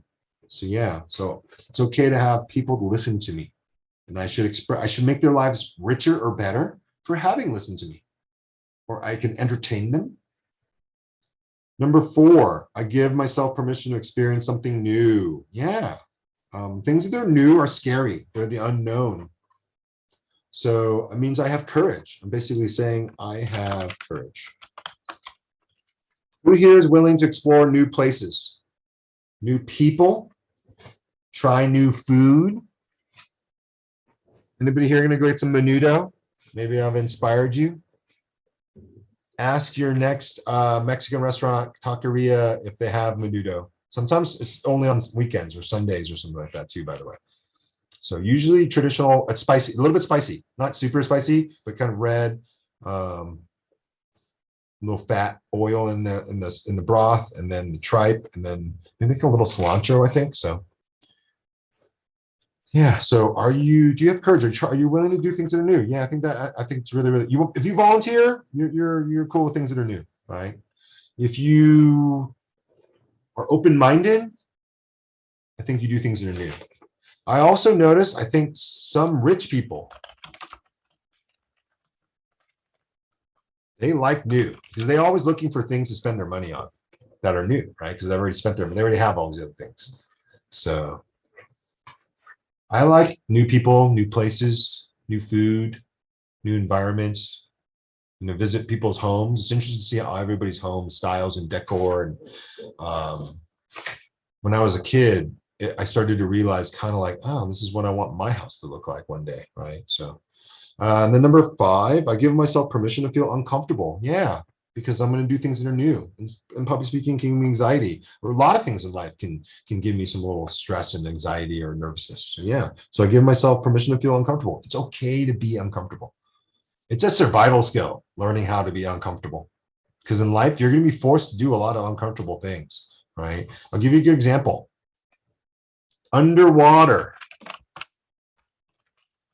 For most humans, super uncomfy. It takes a lot of training and practice to learn how to like scuba dive, for example. Most human beings panic, and then we can drown or die, or a lot of things can happen to you underwater that are bad. So learn how to be uncomfortable. It's a great skill. It's a great skill, right? Like learn how to focus, learn how to pay attention. A lot of people start whining and crying and just fall apart when they're uncomfortable too long, right? I just realizing life is important, right? You want to go through a lot of school. School can be uncomfortable. I think you got to learn the skills of dealing with uncomfort, right? But not avoiding it and ignoring it. So then number 6, I give myself permission to speak in front of others. Absolutely, yeah. I speak all the time in front of others. Spoke at a funeral last Saturday, twice actually, at the same funeral, and then also do it a bunch of other times. Whenever you're in front of a group of people. So I generally enjoy the opportunities. So number 7, I'm not going to be perfect. Yeah, because I'm going to make mistakes. I'm going to be uncomfortable. I'm going to do things that are new. So yeah, it's okay to not be perfect. I'm a little bit of a perfectionist. I think it's the Virgo in me. And I think the whole astrological sign thing is pretty interesting. Maybe want to do it for an informative speech topic. I think it's pretty cool. Also, this is the year of the dragon in Chinese astrology, and I think that's also cool to learn about as well. Don't forget, you need to choose your persuasive speech and forum speech topics and your story time down the road. And then post those as soon as you can on the campus discussion thread, so all your classmates know that it's been taken. And then number 8, it's okay to make mistakes. Absolutely, right? Not going to be perfect. Going to be uncomfortable. Going to do things that are new. I'm expressing myself. Right? Kind of figure out. Part of learning who you are is making some mistakes. Those, your failures shape you more than your wins and successes, and how you bounce back from that failure. Number 9 is I'm going to give myself permission to try new speaking skills. Yeah, I want to be louder. I want to make better eye contact. I want to gesture more.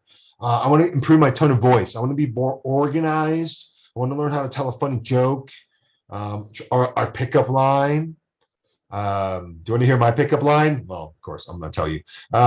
It's a joke, but it's a pickup line that I know. So I would walk up to a lady, and I would sit down to her and say, "Hi, my name is Peter. What's your name? Cool, blah, blah, blah, blah." And say, I had this dream about you last night, that we had this romantic candlelit dinner, and then we went for this long walk on the beach.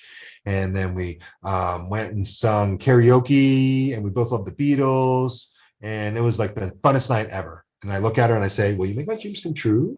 Right. And there you go. That's my cheesy pickup line. So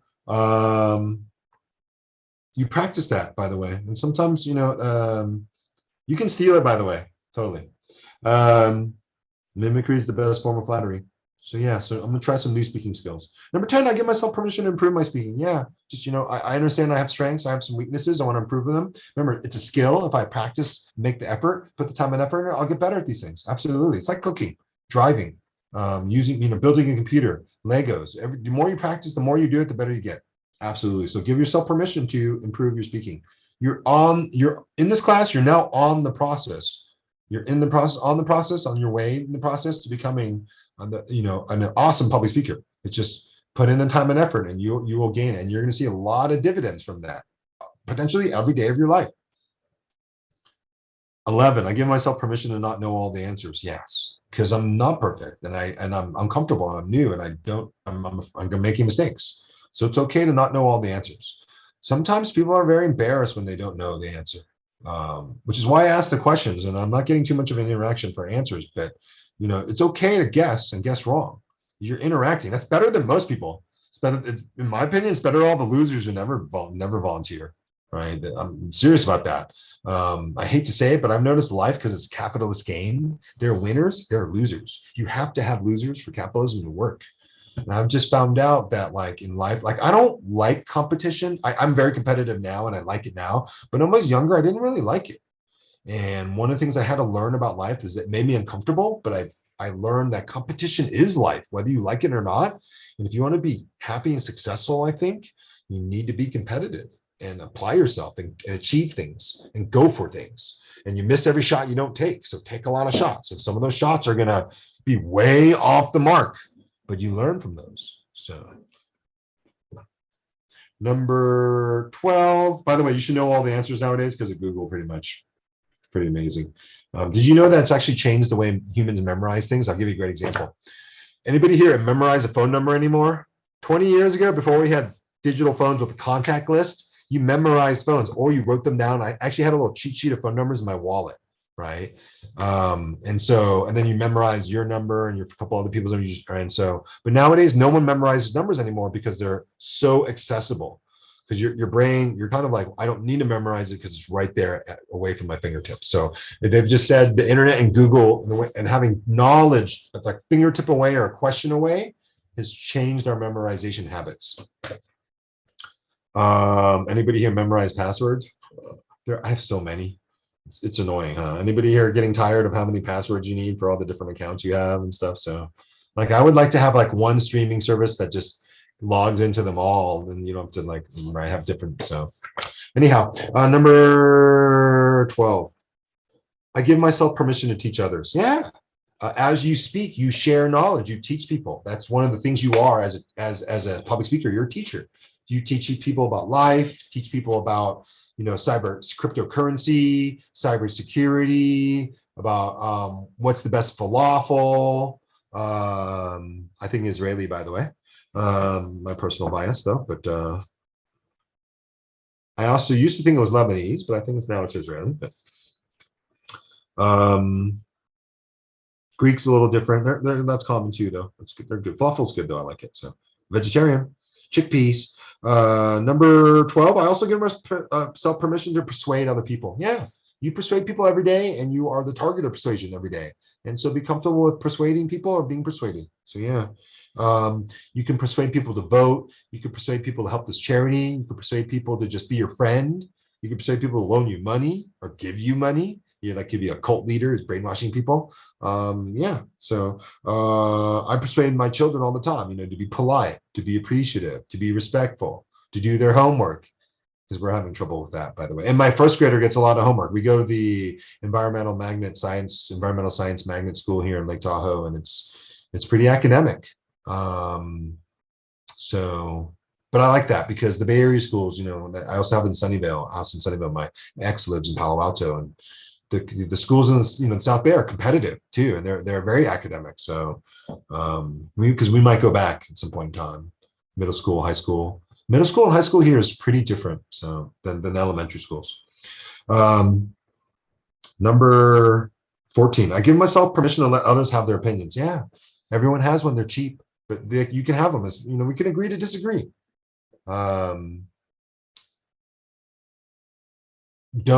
I told you, like, on the internet, don't let who cares what people say on the internet about you? Like, learn to ignore it all. Have a thick skin. I'd also tell you, have that thick skin and let other people have their opinions. So you don't like my favorite flavor ice cream. So you didn't like that movie like I did, right?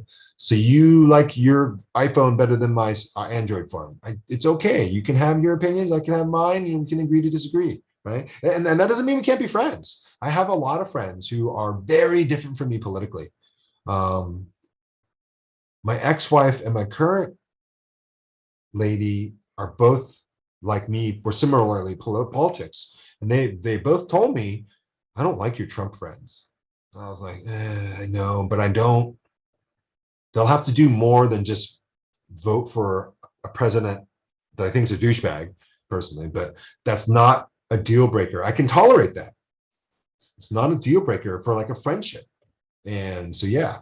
And I think it's a good example of how we don't have to be polarized in America, because I have a lot of friends who are anti-vax, anti-max, and also voted for Trump and think Biden is terrible. And they love to say "Go Brandon," which is like, code for fuck President Biden, or fuck Joe Biden, right, or something like that. So I get it texted to me a lot, right, because I'm in some group text message threads with my friends, but a lot of them are pro-Trump, anti-Biden. But I don't let that sever the friendship, if that makes sense, right? I ignore all the politics, by the way. Most I've read about politics is it just makes you angry, and I don't think angry is a good way to go through life. So even though I'm political and I have clear sides, I don't get built up into it that I get angry, or I start getting hatred, right, and stuff like that. So that's for me. That's where I don't get. Politics shouldn't be emotional, in my personal opinion. So. But humans are pretty emotional creatures. It's one of the things we're going to learn in this class. So then we're also 15. I give myself permission not to seek the approval of others. Yeah, you can have your own opinion, and I don't need your damn approval. If I want to marry this person, go to this college, get this tattoo, get this piercing, my parents hella did not approve of me getting a tattoo. Now they're like, actually, my dad told me probably like 20 years ago, he was like, because I've had the tattoo for like 30 something years, 30 years. My dad told me, I kind of noticed after you got yours that they're a lot more common than I really realized. And that it's not maybe, that makes it kind of more common, makes it a little more acceptable, right? I think that's true. So yeah, you don't need to seek the approval of others. Live your life for yourself. I believe that, right? I used to have this license plate. UBUIB.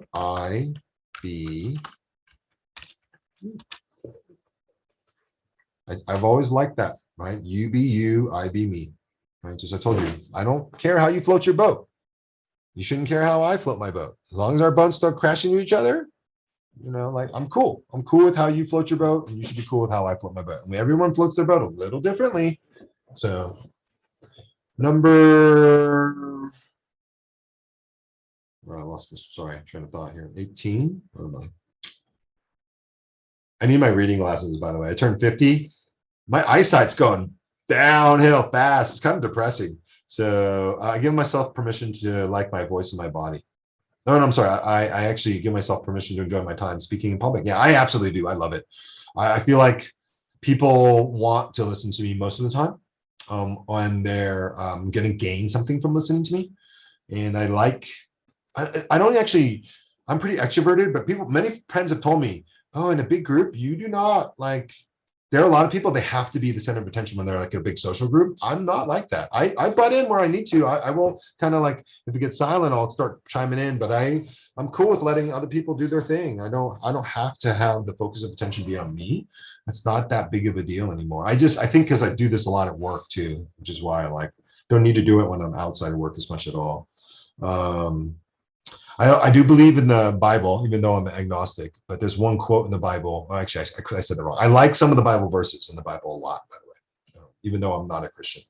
Well, I told you, I don't know where I am. I'm a little confused on that right now. So, but anyhow, what was my story? Not being agnostic. Oh, the Bible verse. It's the more you speak, the less your words mean. I'm paraphrasing, but I think that's totally true, right? People who talk too much, talk a lot, their words lose meaning. So I want to speak when I need to, when I should, but not more than that, if that makes sense, right? So it's fitting in to wherever environment you are. Then number 17, I give myself permission to like my voice and my body. Yeah, I'm cool. I'm comfortable in my own skin. If you've gotten to, I think, where I am in my life, I mean, you got to be comfortable with who you are. So yeah, I like my voice, I like my body. A lot of people like the sound of my voice. Sometimes I used to do some dating right after I got divorced or before, and people, you would talk on the phone first before you would meet a lot. And I've had a lot of ladies and people tell me, I like the sound of your voice. I'm like, cool, thanks. People told me I like the sound of my voice at the funeral even. And you said that, it's one of the things I liked about your public speaking. And that's something I learned from this class, right? That your tone of voice, your pitch, high pitch, low tone, doing an accent, like, get to the chopper. All those things help your voice be more effective when people are listening to you. So yeah, I try to really, really use my voice. So they always said a good voice should be on radio, and then a good voice and a good face should be on TV or in the movies. So number 18. I give myself permission to be gentle with myself. Yeah, because I'm not perfect. I make mistakes. I'm comfortable. I'm doing things new. I don't know all the answers. Yeah, I'm gentle with myself. I'm not perfectionist. Yeah. I can be hard on myself, by the way. I used to be pretty hard on myself, especially when I would lose at anything. Mostly sports, though. I'm pretty competitive when it comes to physical sports. So part of me, I actually did the DNA test. I'm very much Mongolian. And part of me thinks that, yeah, I have some Genghis Khan DNA. Like I want to dominate people. Anyhow, good thing I don't have a country like Russia, like Vladimir Putin. I probably would be invading people. I would have hella invaded Mexico.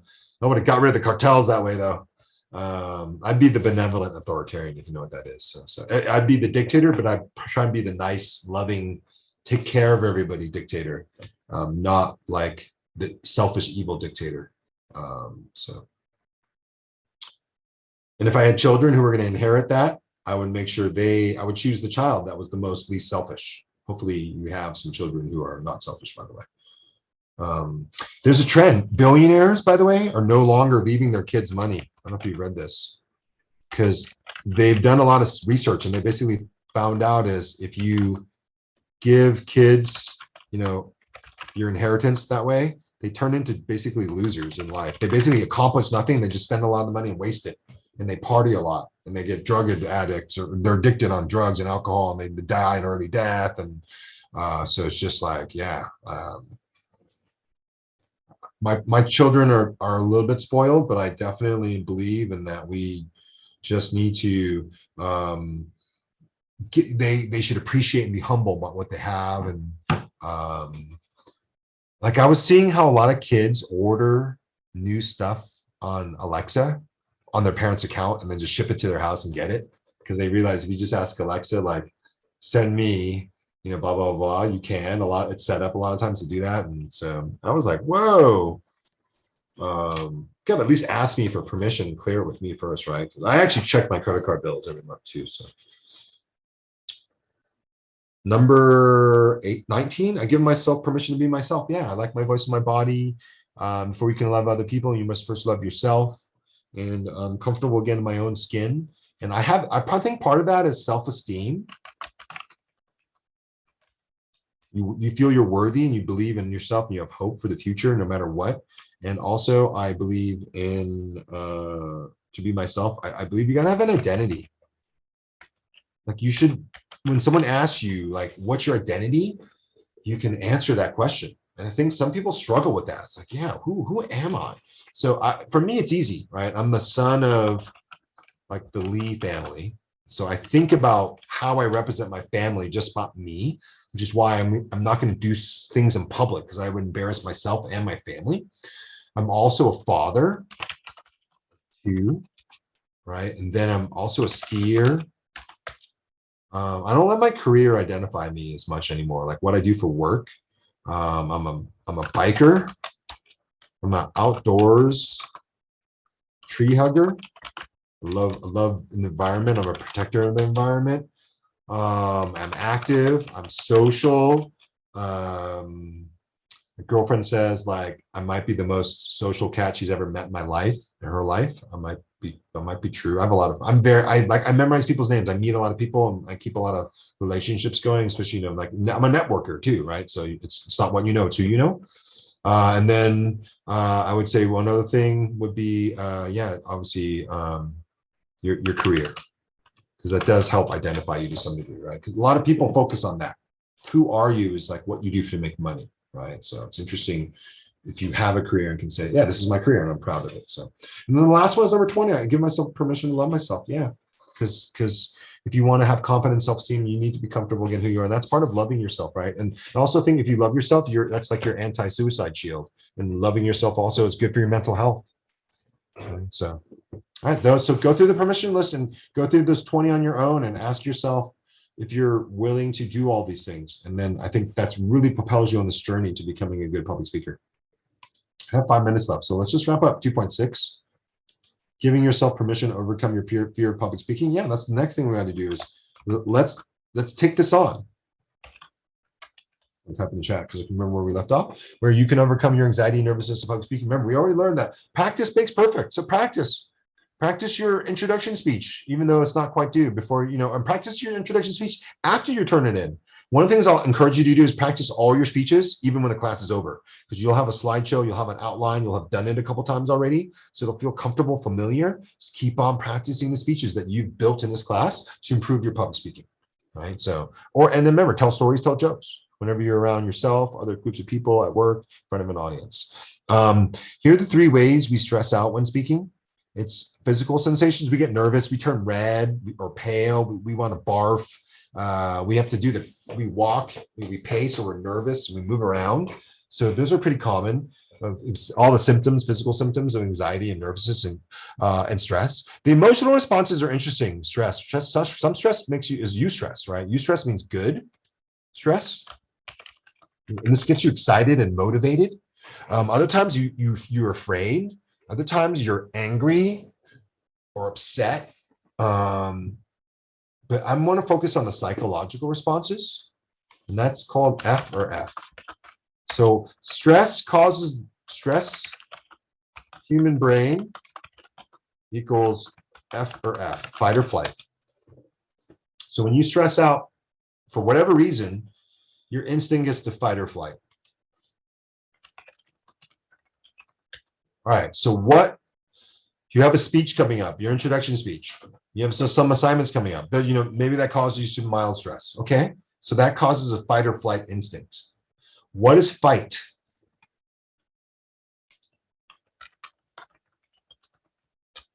It's practice,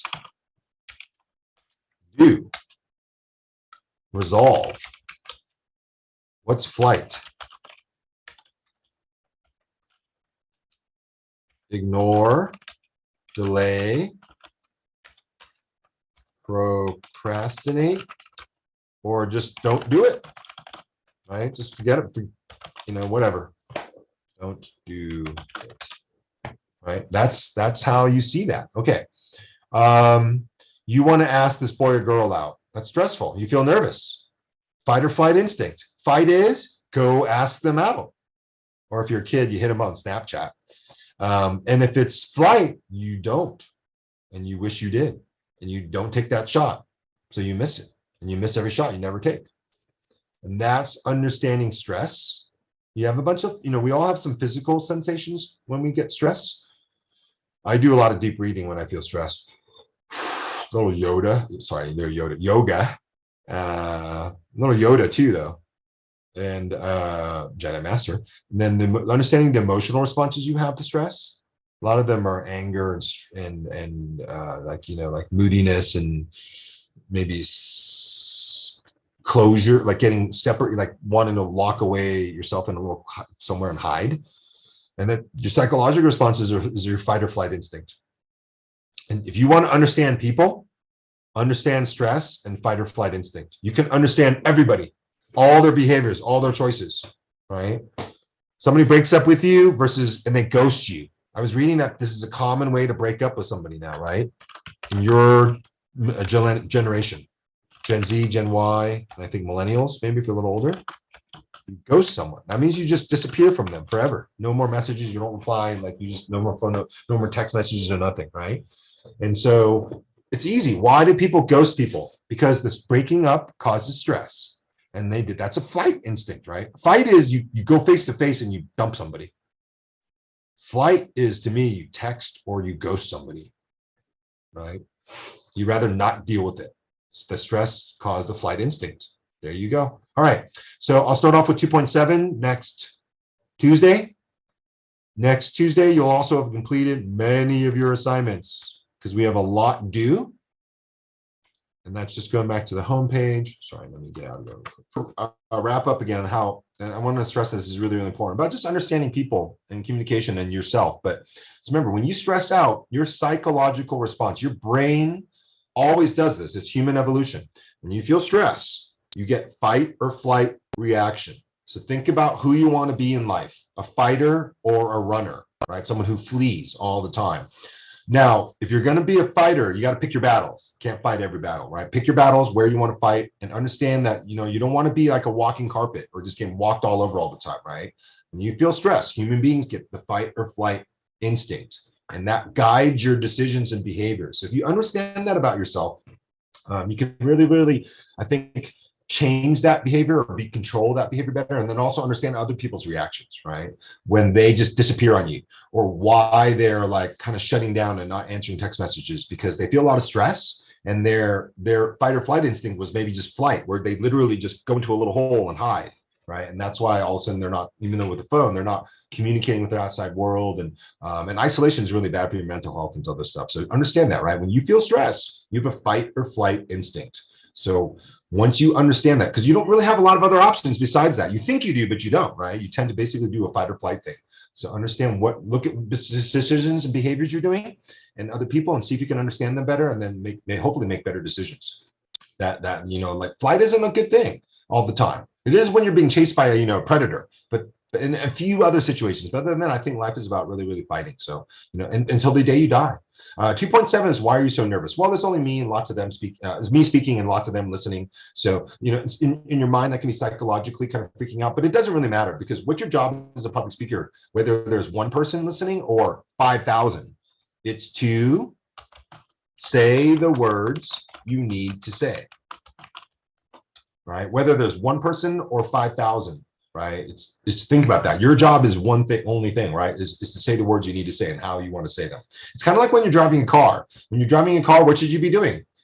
Concentrating on the road. You shouldn't be a distracted driver doing anything else, right? You should just be concentrating on the road. So think about how when my mind is like, oh, there's only me and there's so many of them, right? Well, it doesn't matter. Your job is to say the words you need to say, whether there's one person, no people, or a billion people watching on TV. So 2.8, well, public speaking is different from conversation. So public speaking, PS, is more audience centered, right? Because the speaker speaks, the audience tends to listen, and you're focused on putting the audience first and taking care of them. It also involves much more preparation. Remember, most public speaking is prepared, whereas most communication in life is spontaneous and impromptu.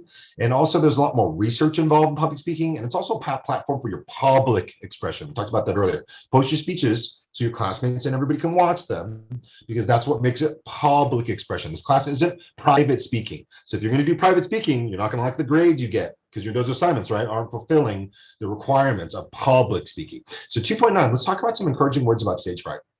So if you're nervous, remember, when we feel stress, we get fight or flight instinct. And flight is, a lot of times you get this nervous anxiety, right? If you're nervous, you're gonna, that's natural. So let's talk about what to do. This is important for a lot of beginning public speakers. So number one, it's natural to be anxious. We're all together in this, because we're not alone, right? We're all going through, whenever we're doing something new or something that we've never kind of don't know what to expect, you're going to feel anxious, but take comfort in that you're not alone. We're all going through this, right? We're all, like, anybody done karaoke? Most 99.9% of people, if you're gonna go sing in public for the first time, we're all gonna be super, super nervous, right? That's just natural. First time you do public speaking, maybe in front of a big group of people, you may feel super nervous. But we'll talk about how that's okay. That's natural. And everyone else is going through too as well. So if they can handle it, you can handle it. Number three, you actually appear much more relaxed than you feel. So you feel terrible, but you look okay.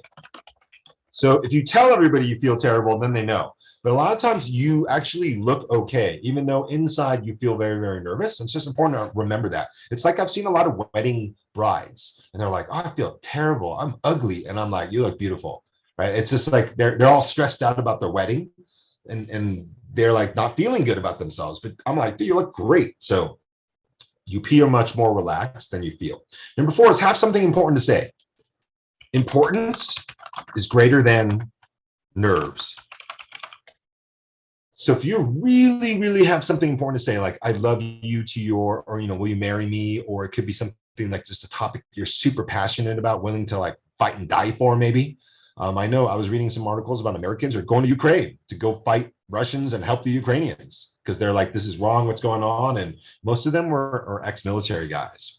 And I was like, and just it seems that you see that if you have something important, it kind of overwhelms your nerves because you're like, this is more important to me than not doing it, right? Which is part of my fear of public speaking, right? So here's another tip about having something important to say. So, like, what are you willing to be silent about? And then what are you willing to be vocal about, right? And it's kind of usually you kind of see that if it's really important to you, you'll be vocal about it. But if it's not important to you, you'll probably be silent, right? And that's kind of, and so it shows you that you choose topics like your speech topics. When you choose your informative speech topic, your persuasive speech topic, choose something that we'll talk about in chapter 4. What's a good topic? And chapter 5 actually, what's a good speech topic? Fits the audience, and then it fits you, and then it fits the occasion, right? So make sure when you choose that topic, it's just something that you're passionate about, that you really, really, really think is important to talk about, and that's going to overwhelm any kind of nerves or anxiety that you have, right? Remember, you miss every shot and you never take.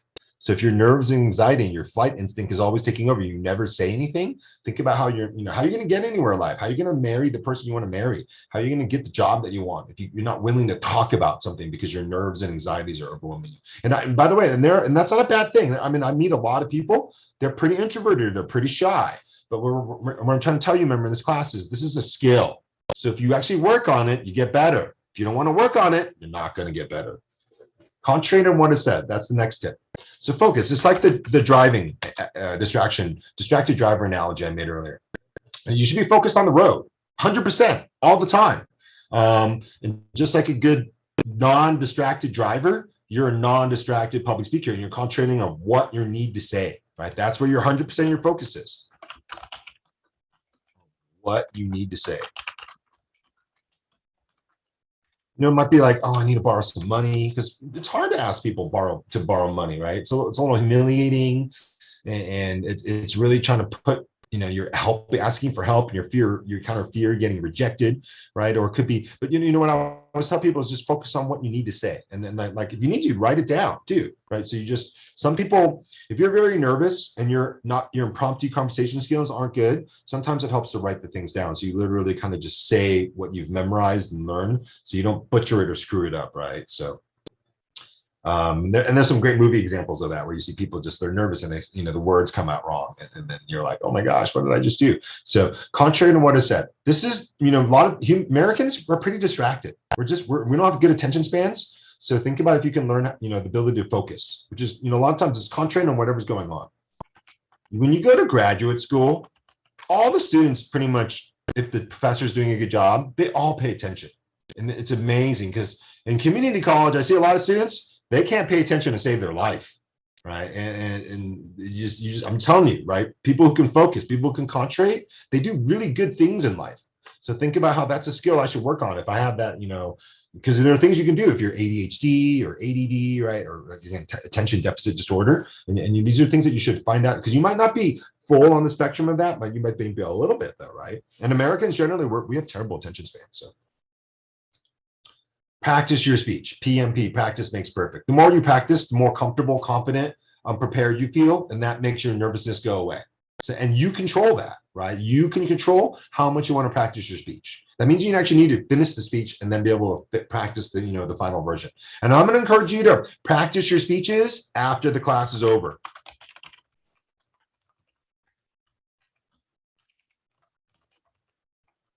You'll have a speech, an outline. You'll have done it before, like built a slideshow. Keep practicing these speeches. You'll see how you get much better, smoother, and then that's how you get better, right? So just because this class is over doesn't mean I want you to stop practicing your public speaking speeches, because once you make them in this class, you can use them over and over to just get better and get better and get better, right? Okay, so visualize success. This is I like this one a lot. See yourself going where you want to go, being who you want to be, meeting the people you want to meet, and doing the things you want to do. And if you can see it, you can make it happen. A lot of inventors, you're inventing a machine, it doesn't exist. You're like, I don't know what it should look like. And then they struggle. I think Edison built 1,000 light bulbs before the 1,001th actually worked. And he was always thinking about what should it look like, right? And he was trying these different designs. And the story is he went to sleep, after like working on the light bulb for and having so many failures. And he had a dream that said like, it was kind of glowing. He was like, oh, maybe like an incandescent, like spiral instead of like a burn, because I'm having all these problems with the light bulb explodes, right? And he tried using this little filament coil with incandescent lighting, and it worked, right? And he realized that he saw it in his dream. Then he woke up and said, this is what I should do. So he visualized it, and then was able to make it happen. So visualize success. Now, can you visualize negatives? Oh, absolutely. Death, destruction, nightmares, worst case scenarios, right? People do that all the time, and then they don't do anything because they saw the future and it was terrible. So they're like, I ain't asking that girl out. She's gonna embarrass me, right? So it becomes a self-fulfilling prophecy for success or failure. So visualize success, because then you don't visualize negatives, and visualizing success can make you see where you want to go and then how you can do it, right? Most of us are visual learners. We see people who are successful and we want to copy them. We watch what they do, and we've studied their path. You know, rich people, successful people, are always writing books, and everybody reads their books because they're like, I want to be like you, and then copy you, right? And it's you see this person who did this thing, they're successful, so you're like, I'm going to do the same thing. It's the same, I think, in your mind. So your mind is so powerful. I know this. People commit suicide. People, I mean, think about it, you go to get depressed. Your mind can do unbelievably powerful things, but also negatively powerful against you. So I'm like, weaponize your mind for you rather than being used against you. I'm a big believer in that. Some alarm is going off in my house. I'm trying to figure out what that is. So it's not the phone. Okay. Anyhow, just a distraction, external noise. That was chapter 1, remember? So yeah, so see yourself doing what you want to do, being where you want to be, who you want to be, and then make it happen. I'm a real big believer in visualization. Athletes do this all the time. If you watch like Olympic gymnasts or snowboarders or skiers, before they practice their run, you usually see them close their eyes and they're kind of doing this, and they're practicing the flips and the tricks in their mind and visualizing the whole perfect run right before they go and do it. And it's literally your body copies what your mind tells it to do, because it has this vision about what, and then if you also understand a corporate vision, like if you want to be successful in life, you gotta have a vision, which, where you, again, that shows you where you want to go and how you're going to be successful. And visions change, right? But like, if you don't have one, it's hard to make it happen. And then again, think about all the people who have bad visions and haunting visions and nightmare visions, right? And just so your mind is super powerful. Make sure you like learn how to control it, because it's unbelievable how it can be used against you. Now, the next tip is release your tensions before you speak. So life is stressful. You need to, you kind of build up stress and you'll blow up like a volcano, and then maybe you'll like bring a gun to school or to work, right? So you like release, or you get angry and yell at people and do things you regret or say things you regret. So let's figure out, they're called coping mechanisms, how we release tension and stress. And there are positive ones and negative ones. Negative ones are like drugs and alcohol and things that are destructive and maybe a little bit impulsive. And then the positive ones might be like, does anybody here have some coping mechanisms? And we're all different. What works for one person doesn't work for the next person, right? So I might like do some yoga. I like exercise, especially biking and skiing. This is how I deal with stress, right? Play with dogs or walk them. Does anybody here play video games? Maybe you have a cigarette. Number one reason people smoke is to reduce stress. That's what they say. I think it's after a while, it's probably the nicotine addiction, right? So, so think about, how do I release my tension before anything in life so I don't get stressed out, right? And this fight or flight instinct from all the stress really builds up. It makes me like shut down. That's the ultimate flight instinct, right? So you just basically, you're like an ostrich and you're like, I'm gonna stick my whole head in this hole in the sand and just ignore the rest of the problems in the world right now because it's just too much, right? So yeah, nope, y'all have none of you, y'all are just full of stress. You're gonna like erupt and take out the people you love, right? I'm serious about this. If you don't know what your coping mechanisms are, I think that's one part of the mental health journey, is you should figure that out fast. What works for you as a coping mechanism? That's again, positive, not a negative, right? What do you do when you get stressed out so you can, kind of regenerate, reheal, regroup?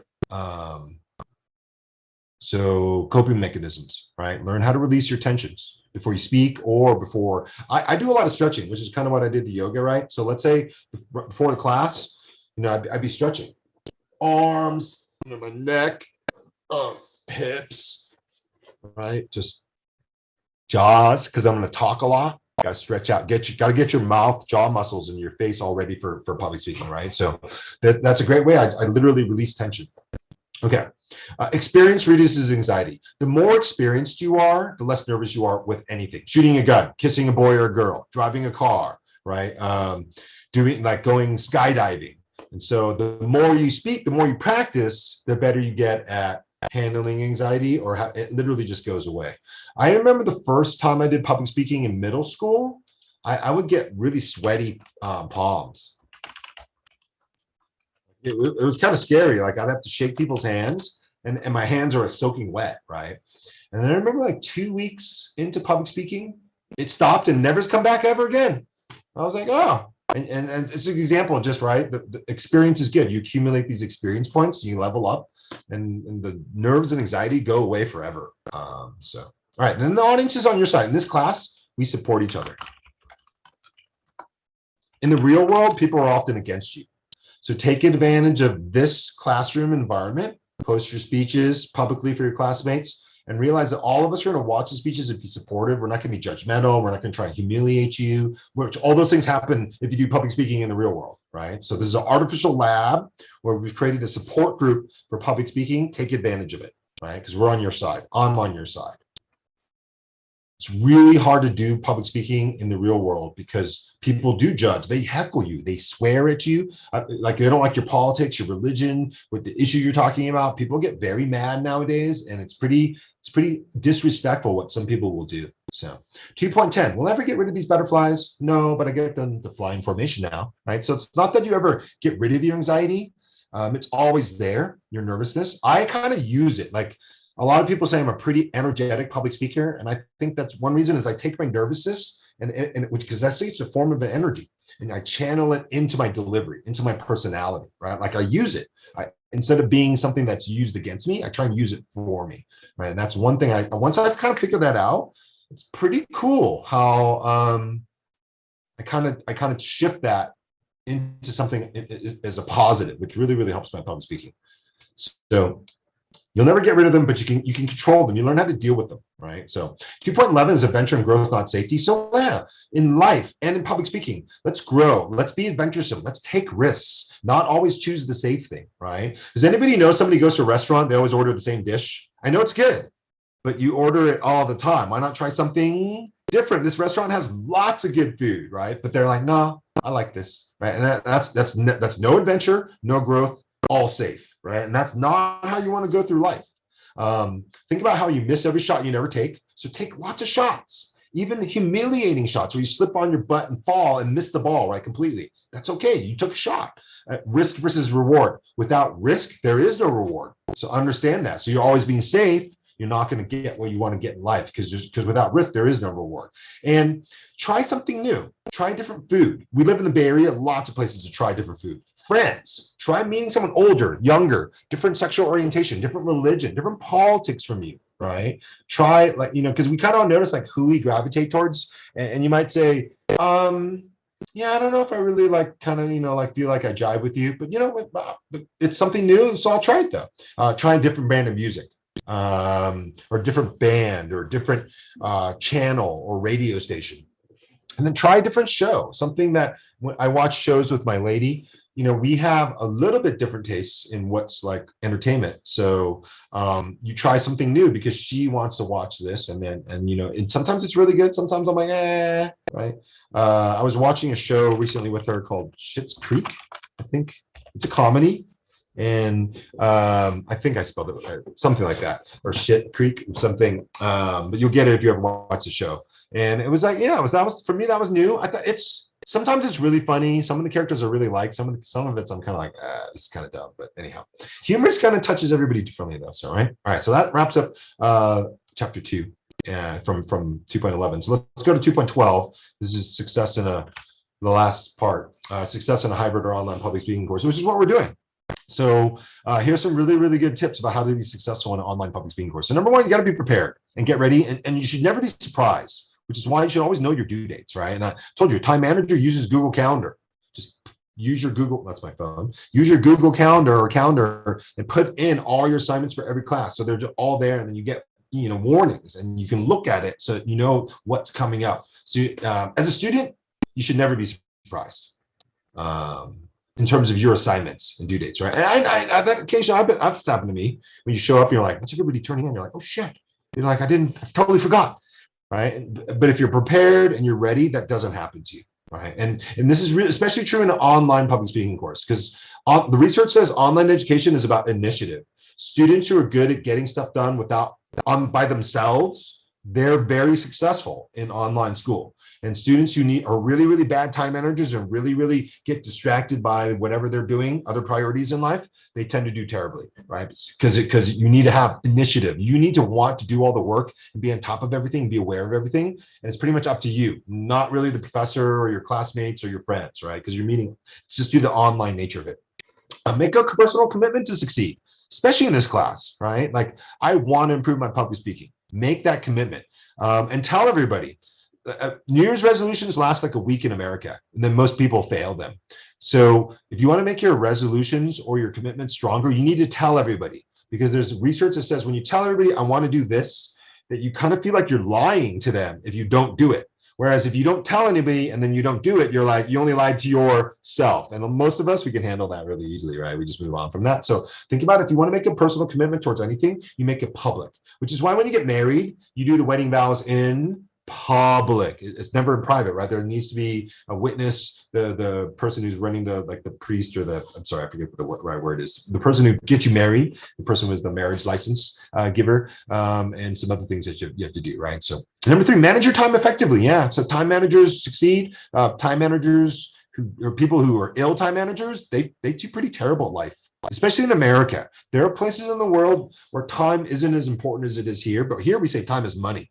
Right. So manage your time effectively. Think about what do I got to do to become better at this? Right. About prioritizing, having some discipline. Like when you need to go study, and you're doing something fun, a lot of people will keep on doing what's fun. Do you have that discipline to leave, quit what you're doing that's fun and leave and go do something that's work? Right. So that's time management. I was not an effective time manager this morning. I was scrambling because the kids go to school about 9, and then this class starts at 9:30, and I'm trying to eat breakfast. Trying to feed the dogs. I was actually doing a bunch of laundry, which is actually already finished. So I need to go run over to put it in the dryer eventually. But I'm doing this, I'm just juggling things in the morning. So especially Tuesday morning. So and then I have 5 more Zoom meetings after this one. So this is my long day of 6. All right. So I need to manage my time really effectively on Tuesdays. So fourth, let's establish a relationship with your instructor. Oh, that's me. None of you even chats with me though. So you're not doing a good job of that. But that'd be an example of how do you have a relationship with your instructor? Because it's an online course. There's actually research that says if you want to be really successful in college, you should visit your college professors during their office hours. So I want to say about 1 out of 100 students does that. Maybe 1 out of 70, 80. So think about I didn't even ever think about that. Well, maybe you should. And then participate in class on Canvas and in the meetings, through the chat. Participating in class is actually really good experience in public speaking. There's some research that says when you talk in a classroom, it's pretty much like public speaking, and you'll gain confidence and experience, which only makes you better, right? Because remember, this is a skill, not a talent. So if you put your time and effort into this, you're going to get better. Find outside classroom speaking activities. Where can I do some there's a Black Lives Matter protest I want to go to, or I want to go speak out on gun rights and why the Second Amendment is important, or I want to go do Toastmasters, which I highly recommend. Silicon Valley Toastmasters is a public speaking organization. Just Google Toastmasters, it'll come up, and it's a great place to do networking because it's full of high-tech company workers trying to improve their public speaking, and you're just a college student and you can kind of mix with them and really tremendous networking opportunities. So figure out, hey, I want to do some outside the classroom public speaking, and I'm going to go for it and utilize the things I've learned in this class in public. And remember, all of that gains you experience. I had to speak at a funeral recently. I've also spoken at city council meetings because I live here in South Lake Tahoe and we have a small little city council and small little town, about 30,000 people. And the laws here, what we do is important to me. In the schools, for example, I told you my kid's school today starts at 9:20 a.m. It's elementary school, by the way, K-5 school. And it's going to change to probably 8:15 starting next year. Because there's a new law in California that middle school and high school can't start after like 8:30. And so they're going to make the elementary school start early, and then the middle school and the high schools will start a little bit later. And the reason they do that is because we have school buses for the whole district, K-12, because it snows here and it's pretty big. We're kind of a rural suburban area, and they use the school buses for the elementary schools, the middle school, and the high school. So they have to arrange that schedule and all. So anyhow, right? And so that's just a good example of how I was speaking at this Zoom meeting last night, because it's like talking about what do we think as elementary school parents, and I was like, yeah, it's the law. You got to do it. I mean, I understand. My kids are going to hate it getting up, because that means we, instead of getting up at 8, they get up at 7 to get ready for school. So, it'll be a little colder, a little darker in the winter. So, all right. So chapter 3, let's talk about organizing your speech. So, this is doing an outline. So when you did your introduction speech, you saw how if you did a good outline, it really helped you stay organized. Some of you didn't do that, and that's okay, because this is the first speech. It was graded pass fail. But for every other speech from now on, we're grading you on organization. And that's largely how you follow the outline, and make a good outline and then actually follow it. Because a lot of students will make a good outline, but they won't really use it when they speak. And you're just sort of doing this linear, train of thought thing where you just kind of go and then you stop. And remember, that's not an organized speech where you just do start, stop. All right, that's zero organization, if you understand that, right? So we want to make our speeches organized. So 3.1 is all about keeping it simple. So again, keep the speeches simple, the organization simple, the outline structure simple. When you turn in your story time outline, keep it simple, right? I don't need lots of details, just some basic structure that guides you, that makes, it's like a skeleton, and then we throw in all the muscle, tissue, blood, and we make a human body. 3.2 is public speaking in front of an audience. So there are 3 purposes of public speaking. Number 1 is to inform. We have an informative speech for that reason. Number 2 is to persuade. We have a persuasive speech for that reason. And then we entertain, number 3. And we don't have an entertainment speech, because that speech would be really challenging. You could do a funny storytelling speech, you could do a funny introduction speech, but students who are non-native speakers or English or international students would really struggle with that, right? Because they always say humor is lost in translation. So whenever you do public speaking, you're basically giving information, persuading, arguing, or you're entertaining, right? Now, can you do all 3 all the time? Yeah, but you want to make sure you have a primary purpose, which is to inform, to persuade, or entertain. So when I do a persuasive speech, I try and make it funny and I make it informative, but the purpose is to persuade, right? When I do an informative speech, it's informative. I talk about the pros and the cons, right? But it's a little persuasive, because maybe the data says you should, drink caffeine, because it's generally a stimulant and good for you, but not too much. Everything in moderation. And I could do lots of humor about an entertainment value about caffeine. So, but my primary purpose is either to inform, to persuade, or entertain. 3.3 is the 3 principles of public speaking. So principles are general guidelines. So number 1, we put the audience first. Yeah. So when you choose a topic, a lot of students choose a topic they want to talk about. And I go, no, who should you put first? The audience. So who should you consider when choosing a topic?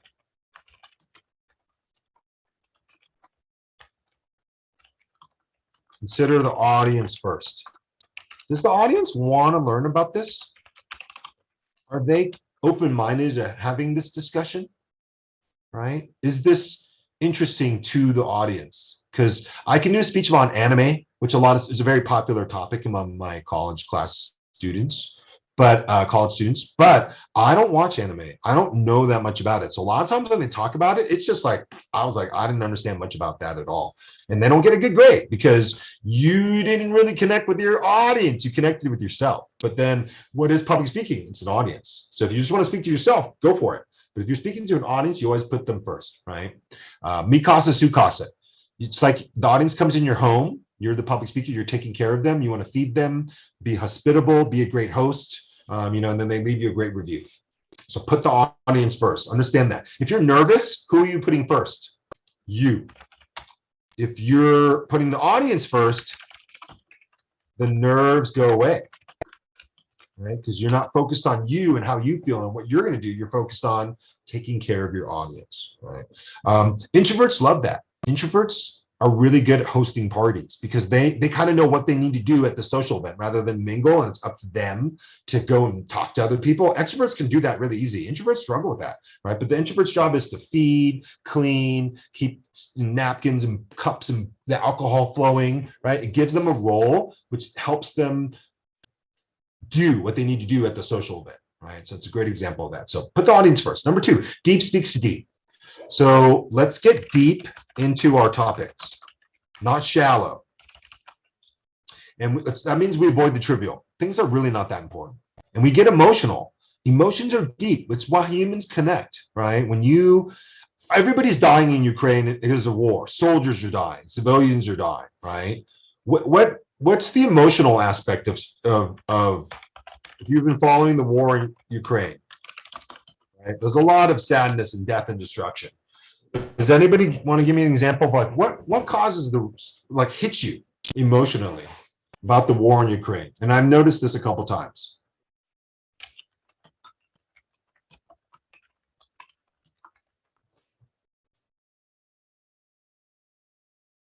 And we can type the answer in the chat. Like, what do you think is the most emotional aspect about the war in Ukraine?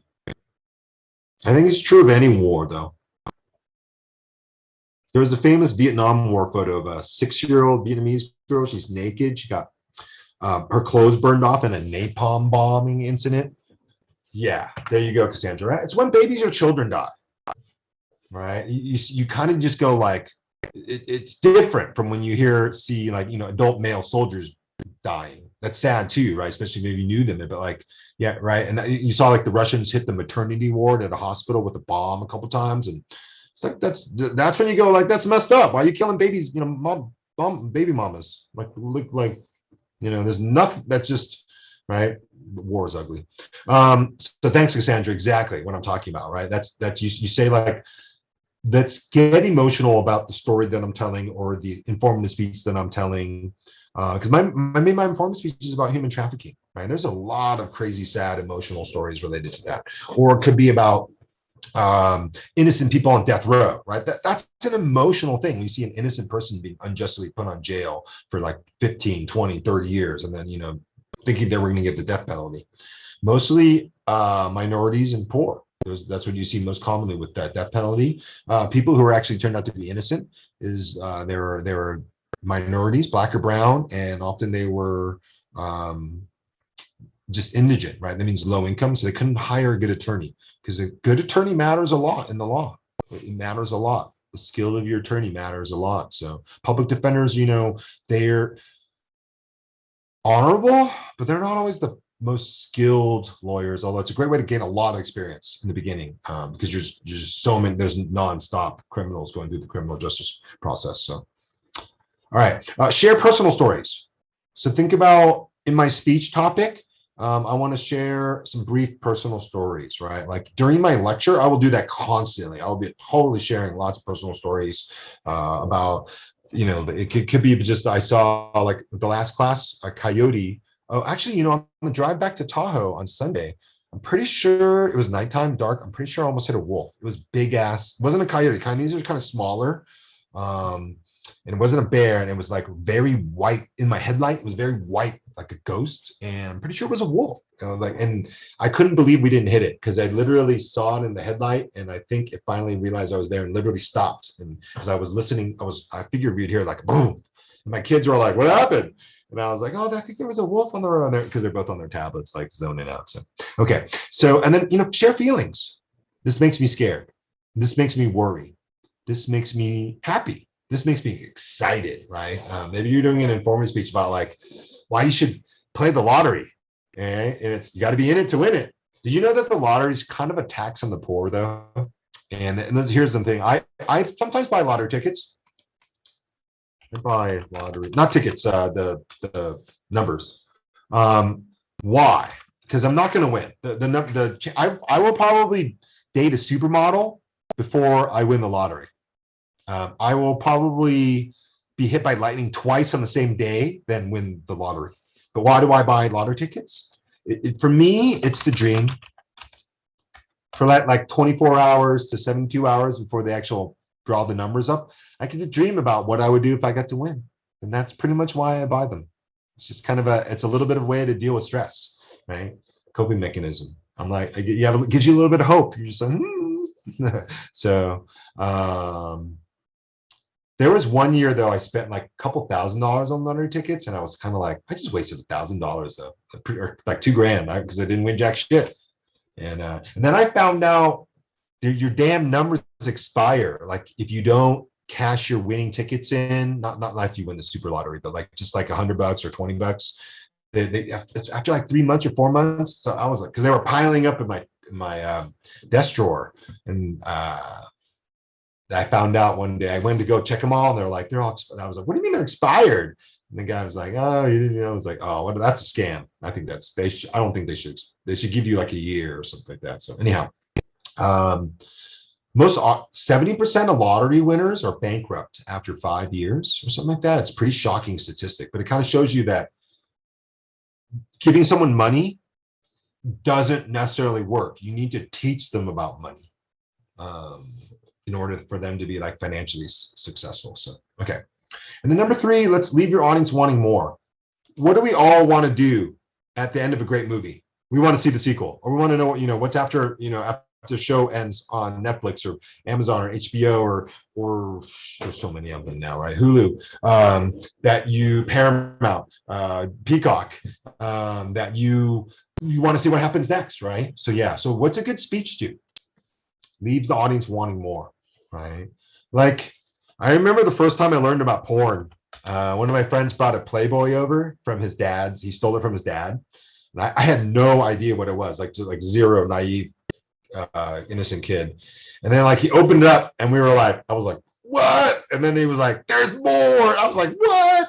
And then he's like, they're like VHS tapes. I was like, what? Right. And then just it's kind of a good example of just you're shocked. Not and I'm not trying to show you any kind of dark sexual side of me. I'm just, when you're a kid, you're like blown, you had no idea, right? And there's so much more. And then when the internet happened, boy, did porn change. Did you know that a lot of people say the internet was actually kind of created by pornography? Right? What was the biggest thing that needed to be widespread and disseminated, but like anonymously in your house? It's pretty interesting, right? It's pretty interesting. Remember, the internet technology was created, but it's like what really kind of started pushing the internet everywhere super fast. So there you go. I can actually Google this. I'm curious what this is. How much? Let's get some porn statistics. What I mean by this is like how much internet porn is on the internet.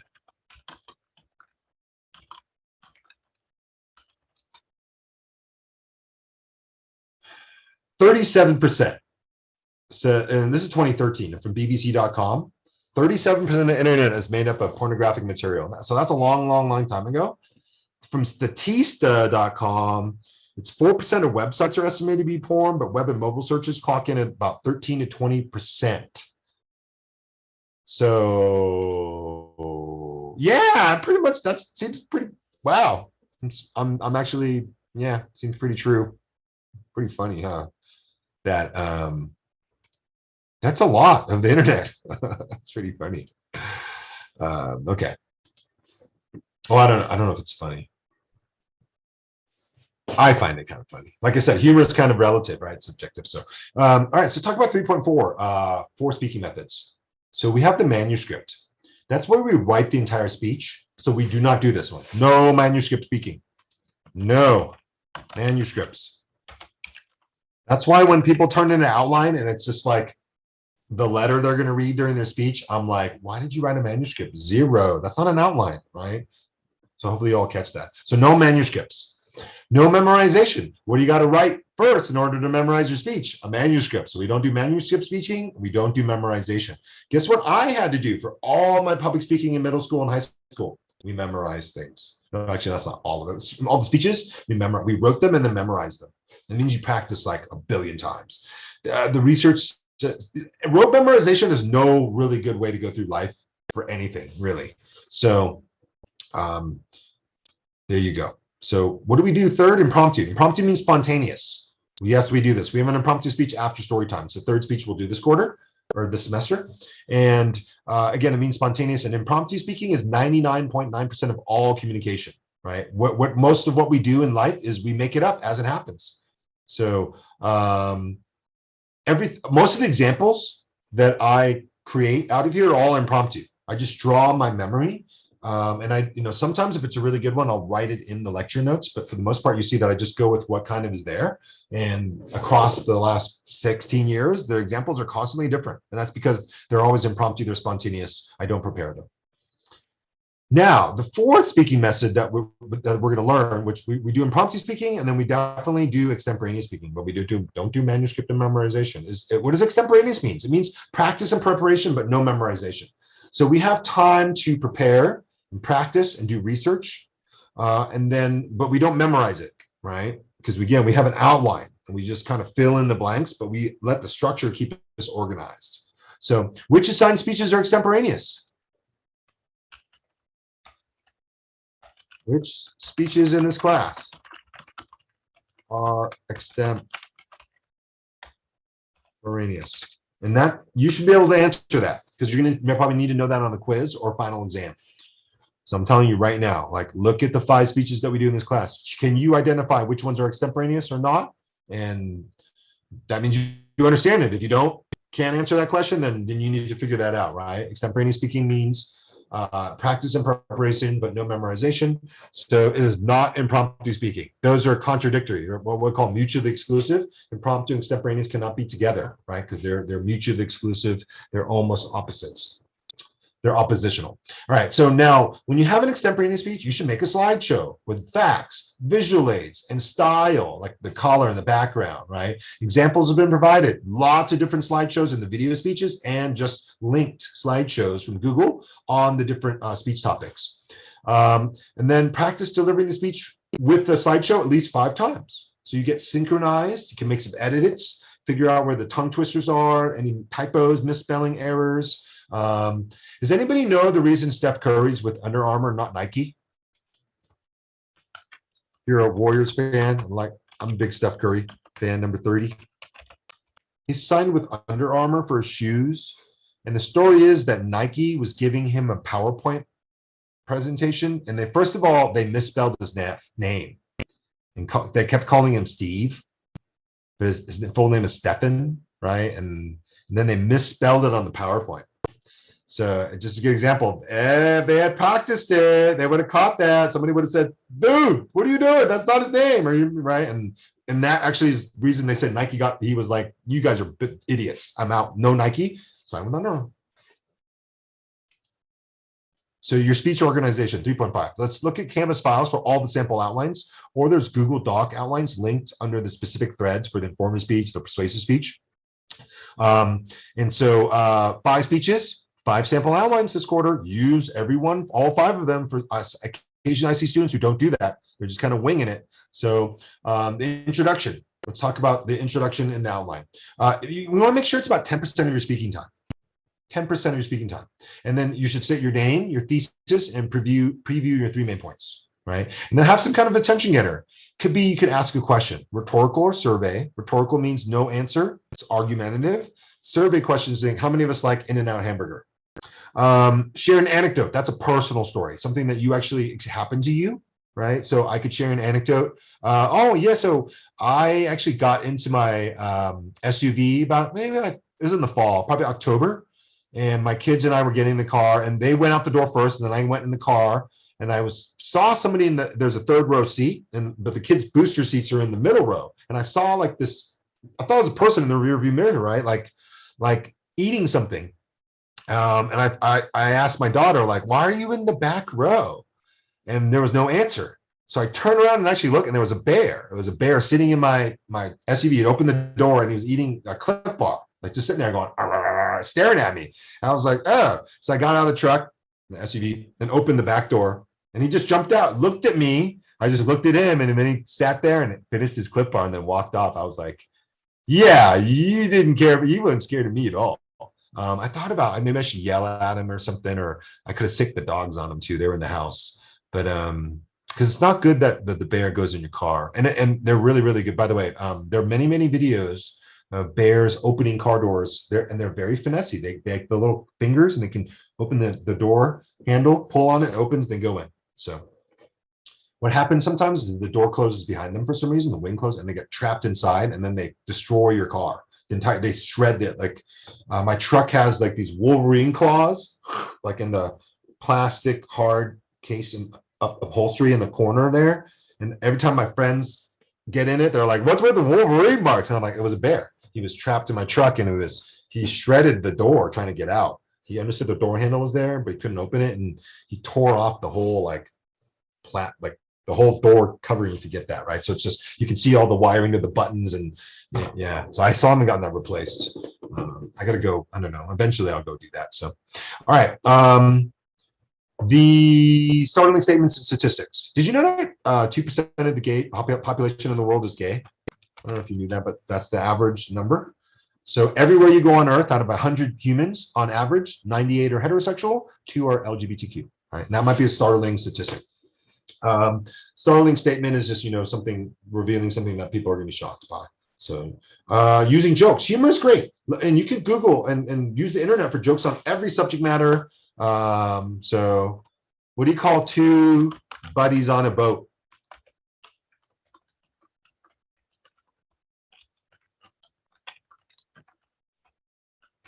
A friendship. All right. I'm full of dad jokes, by the way. What did the girl mushroom say to the boy mushroom? Are you a fun guy? What happened to what would you call Batman and Robin if they were run over by a steamroller? Flat man and ribbon. What's the difference between a catfish and a lawyer? One is a scum-sucking bottom dweller, and the other is a fish. What else? I know a lot of X-rated jokes too. But anyhow, I'm not going to go there. I've actually gotten in trouble for telling some of these jokes. So, all right. Quotations by topic: love, war. The enemy of my enemy is my friend, Sun Tzu. Or by author: Gandhi, Martin Luther King. So I love quotations. King Leonidas, who led the 300 Spartans and then died in Thermopylae Pass against the mighty Persians. He had a famous quote that says, a Spartan scout came to him and told him, King, the Persian army numbers 1 million, and when they shoot their arrows, the arrows will blacken out the sun. And Leonidas looked at the scout and said, "Great, we will be fighting in the shade then." Right? I love that quote. So even though he died. All right. Yeah, I don't know. Part of me is still kind of like going out for glory, like dying in the name of glory is kind of still appealing to me. Like that's pretty much all the Vikings are about, right?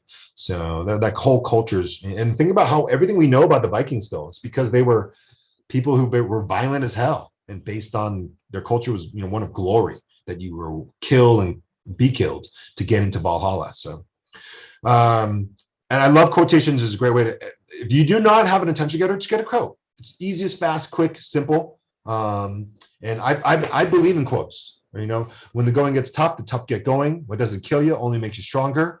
And tough times never last, but tough people do. I really like that quote because I think that one of the things I'm trying to teach my children is to be tough. I think that like being sensitive and like what we call like an egg where you fell over, you crack all the time, that's really, really bad. You want to be tough, have a thick skin, and not let things, people bother you so much. So, and that's something that as a parent, I actually try to instill in my children. Not like physical toughness, but like some emotional and mental toughness too. Understanding like you're capable of a lot. Your brain will tell you, quit, I'm tired, I don't want to do this, but you're really, really can push. So videos are also really good as attention grabbers, but don't make them too long. Maybe max 90 seconds. I have a speech about Mars, and there's a video, YouTube video in there that's about 90 seconds long, maybe a little longer than that, and it just shows what it would be like to get to Mars. And then hypothetical situations. These are great because they're what ifs. They're imaginary. We can always say, what would you do if you won the lottery? What would you do if you were homeless? I watched the movie Pursuit of Happiness with Will Smith, which is based on a true story. The scene where he's in the bathroom with his son and they're homeless really bothered me as a parent, because I was just like, wow, if that was me, I would feel like, whoa. So great attention grabber, right? Put people in a what if, related to your topic, right? Like, and those are really good. What could you cannibalize somebody if you were hungry enough? Yeah, if you didn't realize that, we have a pretty strong survival instinct. And once you're hungry, they say there's a famous quote that's hunger causes madness. Right? It makes a lot of sense. You are not a normal civilized human being after you're hungry, like extremely hungry, right? So yeah. One of the first cases you read in law school is, oh man, I'm trying to remember the case. Regina's the Crown of England versus Parker, I believe. And what happened was Parker killed this kid and ate him, but they were stranded on a little boat in the middle of the ocean after their big ship crashed in a storm. And then Parker actually survived this like 40-day ordeal on the ocean. But when they found him, they realized he'd survived because he cannibalized somebody. And then when he was brought to England, he was hailed as a hero, as a survivor, because he survived this incredible ordeal, right? And then, but they just passed this law saying cannibalism is murder, and they charged him with murder. And it was a really famous case. And everybody was like, wow, do we kill him for eating someone and surviving this 40 days on the ocean? Or should we just say, like, the rules don't apply at that point in time? And the case came down to whether the guy died and then he was eaten, or did they kill him and eat him? And that was kind of like the question of murder there. So, all right. 3.6 is the main body. So after we do the introduction, we have the main body. It should be made up of 3 main points. The main points should be in some kind of logical order, 1, 2, 3. It could be chronological order, time order, like I did in my introduction speech. Number 1, the past. Number 2, the present. Number 3, the future. It could be in topical order, which is 3 related topics. Advantage, disadvantage order, that gives you 2 of the 3 main points. So for example, I could talk about point number 1, the history of Tesla Motor Companies. Number 2, the advantages of Tesla Motor Company. But number 3, the disadvantages of Tesla Motor Company, right? So, and then also do problem solution, which is good for the persuasive speech. Number 1, we have a problem. Point number 2, the persuasive speech outline suggests rebut the opposing side. What did the opponents say? Why are they wrong? And point number 3, what's the solution to point number 1, the problem that you mentioned? And that's a good example of how you create 3 main points and put them in a coherent order. And so for an example, I'll do main point selection. Let's consider your purpose. Is it to inform, to persuade, or to entertain? For example, I chose the topic of pizza. So I might just talk about point number 1, the history of pizza. I'll have some subpoints about the history of pizza from Italy, Naples, the Queen Margherita. There's even stories about the Roman soldiers and legionnaires who ate old bread and old cheese and old meat and put it on a fire and then realized it all melted together and was actually really good. And then you transition point number 2, talk about the ingredients in pizza. Subpoints can be vegetables, proteins, and maybe third subpoint, exotic ingredients. Transition to the third point, which is the global pizza business. I have a bunch of subpoints here, but I would go through all the different restaurants, pizza makers, and then which ones, maybe add some comments about what I think is good or bad about each business or pizza. And then in your textbook on page 50, 51, you have lots of examples of the different subpoints. I'm sorry, 3 main points and the different order and structure that you can do. So let's talk about selecting your developmental material. So you got to do some research for your speech and fill out the outline. So let's have at least 1 piece of evidence for each main point. So impromptu speech, we don't do too much research, so not that one. And story time is about a story. But for the extemporaneous speeches, the informed and persuasive speech, think about at least 1 piece of evidence for each main point. But that's a minimum, right? So 1 per main point, 3 main points gives you 3. But I'm looking for 6 to 9 for an A. So if you want to go minimum, it's at least 1 piece of evidence for each main point. But if you want to get an A grade above 90, I would have at least 6 to 9. That'd be 2 or 3 per 3, or for your 2 to 3 pieces of evidence for each main point. Let's also provide a variety of supporting material. So many students do, like, they'll use 2 websites for their entire speech. That is not a variety of supporting material. I'm looking for 6 to 9. 6 to 9 different sources for your informative and persuasive speeches. Distribute your supporting material evenly too. So make sure your facts, statistics, and quotes are distributed proportionally throughout your speech, not all placed in one area like the numbers or the data.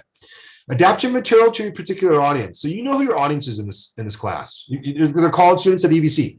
They generally are probably 18 to like 24 on average, right? And you live in Santa Clara County. So, but when you're doing real public speaking, you got to figure out who your audience is and adapt, because it could be all adults, could be elderly, could be children, right? All kindergartners. So you figure out what evidence fits which audience. So if I was doing like professional public speaking, I would actually make a slideshow for like 3 different versions. Like one for kids, where visual aids are simple, statistics are simple. One for adults, really, really, change, more sophisticated, more complex. And then one for maybe like the elderly, which is kind of funny. They're a lot like children. You want to keep things simple and nice and big and easy to read, but then let them talk a lot, because they love older people. Usually they love sharing their opinion. So when I have an audience that's very elderly, I try to do lots of interaction, lots of questions where they can do a lot of the talking, raise their hand, because that's what they like to do. So I figure out who's my audience, and then I adapt my speech to them.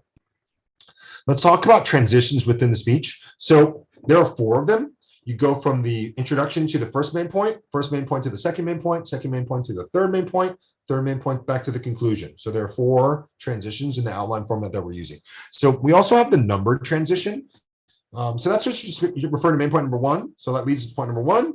We wrap that up. That goes to point number 2. We finish that. When that, will last but not least is point number 3. So the numbers are great, and you can gesture them, right? 1, 2, 3. So people see the numbers as well as hear the numbers. Yeah. So main point number 1. You notice that I always have an organizing chapter header on my slideshow, so you always know what chapter we're in at the top, right? So helps you just organize and reference where we are. So use numbers. Number 1, number 2, number 3, right? In your outline, in your preview, number 1, number 2, number 3. A lot of people don't they just skip the numbers. It's much harder to organize things without number coding them, right? 1, 2, 3. It's like a library. I got 1,000 books. Here are the books. That's not helpful. Let's use Dewey Decimal System, or you put them in alphabetical order by author. You need some kind of organizational system to help the audience. Now, transitions are also called segues. segues means to move smoothly and unhesitatingly from one state, condition, element, or another. For example, daylight segued into dusk, from Susan Dworsky from dictionary.com. I cited my source. So make sure your transitions are smooth, right? What I mean by that is, oftentimes I'm listening to a speaker and they've moved to point number 2, and I had no idea until they kind of started talking about something I recognize is part of point number 2, which means they're no longer on point number 1, but I had no idea, which means as an audience member, you lost me. That's bad for a public speaker, right? So smooth transitions means you guide the audience from one part of your speech to another and make sure they're always on the same page as you. Let's also write our transitions out in the outline and use terms like next, or leads, or follow me here, or that leads to my next point, or that concludes my analysis of point number 1. So that brings me to point number 2, right? And I also use transition slides. If you look at the sample slideshows, there'll be a slide that says we're done with point number 1. Follow me to point number 2, right? It's just let everyone know we're moving from one part of the speech to the next. Can't miss it. And then move around. So try to move when transitioning. In a classroom, face-to-face speaking, move your feet during the 4 transitions, right? And during your digital online speeches, just move. Do something that kind of shows us that we're going from one part of the speech to the next, right? The conclusion. So we did talk about the introduction, talked about the main body, talked about the conclusion now. So restate your name, restate your thesis, review your 3 main points. Number 1, I talked about the past. Number 2, I talked about the future. Present. And number 3, I talked about the future, right? And then we always wrap up our speech with closure, final thought. A lot of students say, thank you for listening. That's terrible. It's weak sauce. Don't do it. It's polite. That's it. It is not a strong close to your speech. So don't say thank you for listening. Now, what do you do instead? You make an appeal. Ask for help. Ask the audience to do something. Think of something, right? Use a quote. Great way to do an attention grabber. Also great way to wrap up any speech. Just find a quote to wrap up the speech, right? Create a vision for the future. In your speech, draw a picture. Help the audience see what you're talking about. right? All right, so I'm going to give you a vision for the future for the autonomous car, and we'll call it AV. So you will no longer buy cars. You'll basically summon a car where you are with your phone, and it will come to pick you up. It will be self-driving and probably electrical, no longer combustion engines. You need a big car because you have 3 kids and your pets. Then you summon a bigger car. Then that car picks you up, takes you to where you want to go, and then drops you off, and then goes somewhere else to replug, charge in, or to drive somebody else, right? And you no longer have to park your car, which means at home, you no longer own a car. You don't need a garage. Actually, a lot of research says Americans more and more are using the garage to put stuff in or use it rather than parking your car in it anyway, right? So, and so that will be the future of the autonomous vehicle network. And you will just summon your car to pick you up whenever you need a ride. With your phone, and you'll no longer buy a car or have insurance. You'll just, you pay the app through, like, for example, Uber or Lyft. If you didn't know, they're all going to be autonomous vehicles as well. The human driver for Uber and Lyft was just a crutch to get them to the autonomous vehicle. Then they're going to fire them all because you won't need drivers at all, right? So, all right, call to action. So this is stronger than an appeal where you ask. A call to action is like a demand, right? Like, the world is on fire. We need to do something now because of climate change and our carbon footprint. Autonomous vehicles that are electrical can help a lot. 30% of America's carbon pollution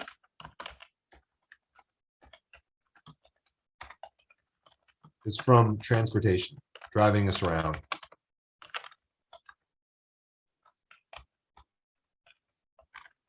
That's a lot. You didn't realize that, right? It's quite a bit. So almost 1/3. So if we can get the cars emitting less smog emissions, that will help a lot. Okay.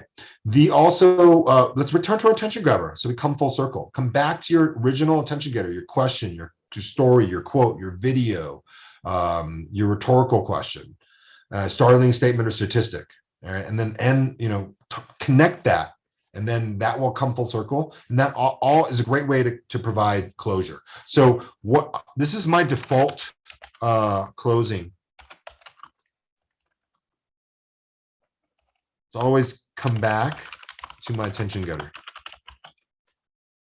My original quote or story or question or video or shocking statement or startling statistic or whatever I used, right? And I find that to be really effective because everybody knows if you come back to where you started, we're finished, right? Like you're running a lap, you leave your house, you come back to your house, day's over, right? For the most part, right? It's just so that's great. A great way to provide closure in the audience's mind.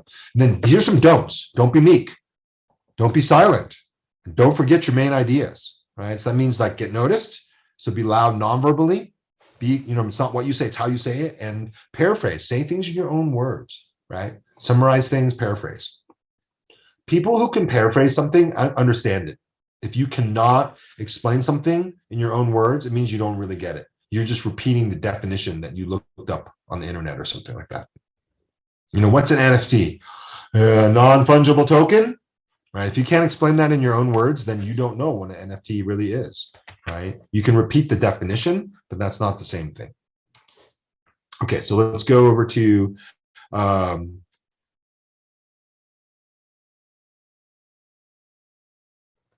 by the way, it's raining / snowing here in Lake Tahoe. So, all right. 3.9 is constructing your speech outline.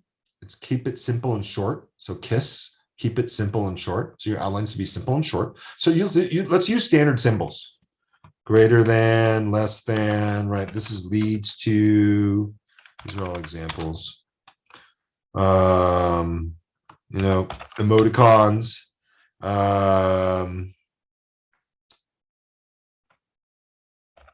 Outweighs, between, within, just all these symbols that are faster than, or maybe I even do a acronym, right? Like ASAP, ETO, estimated time of opening, ETA, estimated time of arrival, as soon as possible, for what it's worth. And you all have a lot of acronyms in your generation too, right? So like people are always throwing me them, and I'm like, I didn't know. If you know, you know. I just recently learned that one, I think, if I did that correctly. All right. Then let's use complete sentence structure. So our main point should be complete sentences, not one word, not blurbs. They should be complete sentences, right? Grammar, structure matters. So when you speak, so complete sentence structure. Let's also make sure each of our three main points reinforces and clarifies your thesis statement, which is your purpose in your topic. Your purpose is to persuade, entertain, or inform about blank, right? So that's a thesis statement. Make sure your three main points support and clarify your thesis statement.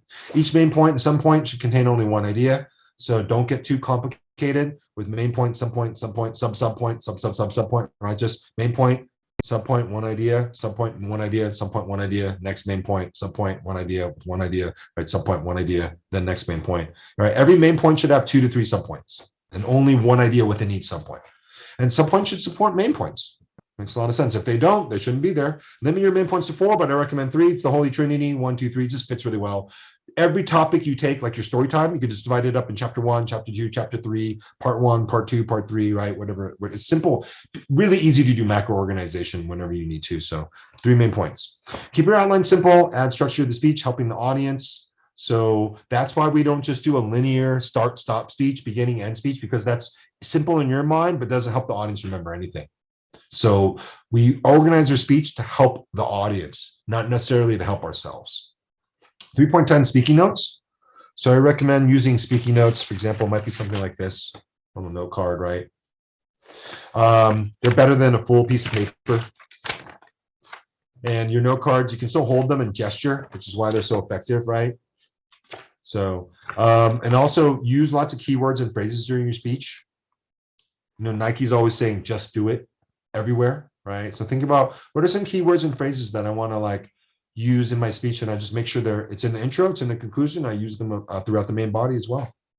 Use delivery reminders. So I'll draw a smiley face on my note card. That reminds me to smile. Smiling is really important in public speaking. I might also write slow down.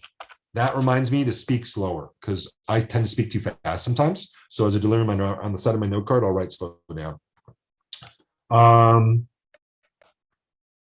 You know, whatever delivery reminders you need to just make better eye contact, gesture more, move around, right?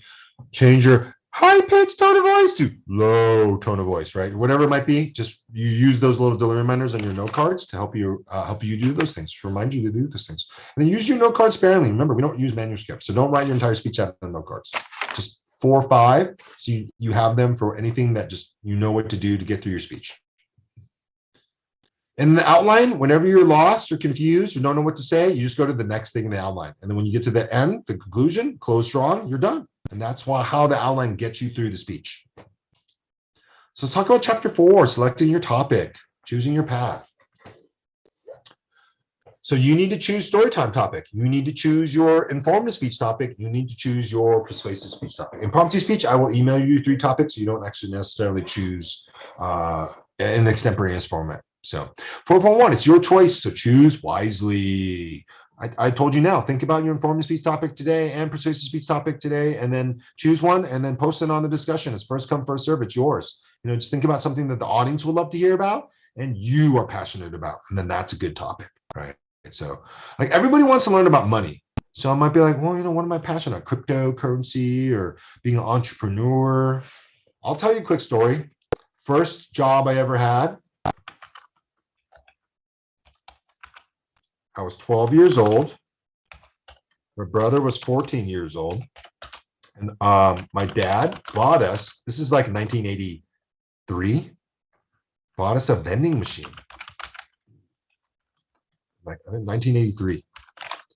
And our job was to take the money out, coins and dollars, and put the candy, chips, and soda that we bought at Costco. I think it was Price Club at the time in Sunnyvale. And we'd stock it. And that was so for I think it was my birthday, but my brother got like half because he just realized my dad realized that both of us working on this together was better because things are hairy. And the vending machine was in a building on the 3rd floor, so we had to go upstairs and carry it, like, you know. So, but yeah, that was the first business I ever had. I learned so much about money and supply and demand and it was just, it was a great, simple job and business experience that I actually still recommend it. Vending machines are not nearly as popular as they used to be, though, right? Like getting one in a building is a lot tougher than it used to be. And if you were 21, you could do a cigarette vending machine, which made mad money. People just bought cigarettes out of a vending machine. So it's your choice, so choose wisely. So consider your interests and the audiences again, right? What are you interested in? What's the audience interested in? That's a good topic, right? So that's my little entrepreneurial story about vending machine businesses. Canvas has that. A lot of people start websites now. I was reading, one of the ladies knows, Etsy, like you can, sell clothes or something. And I find that I was reading that like there are like tens of thousands of women entrepreneurs on Etsy, if I'm getting that right. And then there's lots of shoe people, right? There are so many people selling, reselling shoes, and that's their business. There's that one kid on YouTube, and like 12 or 13, he started it, and now he's like one of the biggest shoe resellers in the world. And his parents are like, they're all basically he's like 17 or 18 now, and I think he lives in Las Vegas. And yeah, he just started selling Jordans or something like that, or his Kanye shoes. What are those called? Steezies or Wheezies, Yeezys. And then yeah, just created a brand. Okay, so Canvas has all the outline due dates for these assignments, so make sure you choose your topics before the due dates of your outlines, right? And you know that March, I think 18th or 19th is the story time outline, then informative speech, then persuasive speech outlines, and that's when you need to choose your topics by, but do it before ahead of time, because that way you can actually work on your speech. You cannot work on your speech at all if you don't have a topic at all, right? So 4.2, brainstorming for possible topics and or main points. So first of all, in brainstorming, we collect ideas. So phase one, collection. When we collect ideas, it's about quantity, not quality. We do not judge, evaluate, or criticize ideas, because then people don't want to offer their ideas. They stifle creativity, because creativity counts while ideas are good. Because remember, we do not judge, evaluate, or criticize.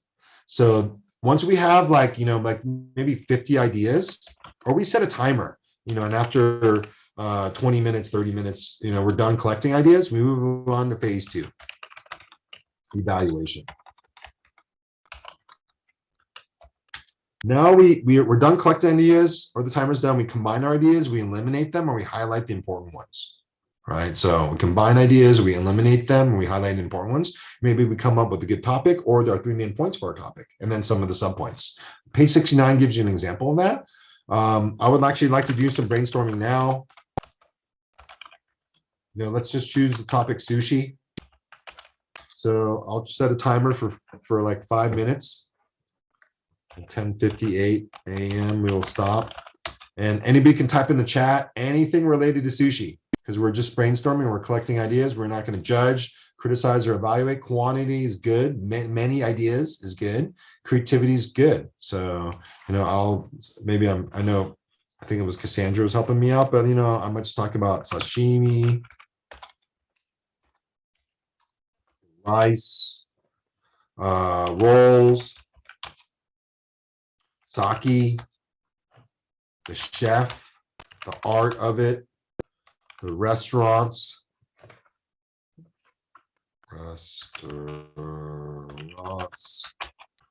authentic versus California style, which is the California roll. Japanese people don't have avocado or salmon, so they don't do, traditional sushi doesn't do any salmon or any avocado. Just to give you an example. Talk about nigiri, talk about the history of it, why it's safe, sake bombs.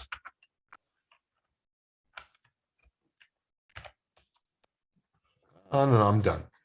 Okay. Then let's go to collection. We would group the main points and highlight the important ones, and then connect anything that kind of can be connected. And then also get rid of the ones that we think are trivial and not that important in our speech, right? And I did a lot of stuff there, right? So kind of go through, see if I can come up with 3 main points, some of those subpoints, and there you go. 4.3 is this: determine your specific purpose and your speaking purpose, your AKA your thesis statement. Remember, the purposes in public speaking are to inform, to entertain, and to persuade. And then what is my specific purpose? Well, I'm persuading people to vote. So what I'm really trying to, the purpose is really is try to get people to register to vote and then actually go to the polls on voting days, right? In June, July, or November. First Tuesday in November, I think is the general rule. Okay, so then we go to 4.5. Let's select our main points. Remember, we want to have 3 main points generally, and I ask myself, or 4, but I like 3. And does each main point reinforce your thesis statement? If not, change your main point. Save the best for last, but don't run out of time. So think about the 3rd main point should be your best point, your best thing. Just like a good movie, the best moment should always come near the end of the film, right? So, but if you're going to do that, don't run out of time. I've just had speakers where the speeches are too long and they run out of time, and then they don't get to their best thing. Brainstorm your main point ideas. We just did that, how to brainstorm, right, about sushi. So think about what would be, do what I did, collection phase, do not judge, criticize, evaluate, give yourself, 50 ideas or 10, 15 minutes. You should be doing this in a group of people, ideally. Brainstorming is better done with a group of people as opposed to just by yourself. And then go to a collection phase and evaluate. Or after you're done collecting, evaluate and combine, eliminate, or highlight. Which is the best order for your 3 main points? And what is the best organizational pattern for your main points? Chronological, topical, problem, solution, advantage, disadvantage. And then use complete sentences. We talked about that earlier. And be informative and persuasive in the tone and language of your main points. So point number 1, the amazing origins of Amazon.com. All right, does everybody see how I kind of threw in a little bit of informative, persuasive tone and language about, I didn't just say origins of Amazon, right? For example. So, or I might even say it was like the challenges of beginning Amazon. So by the way, I'm going to show you a quick story or do a little research for you on Amazon stock.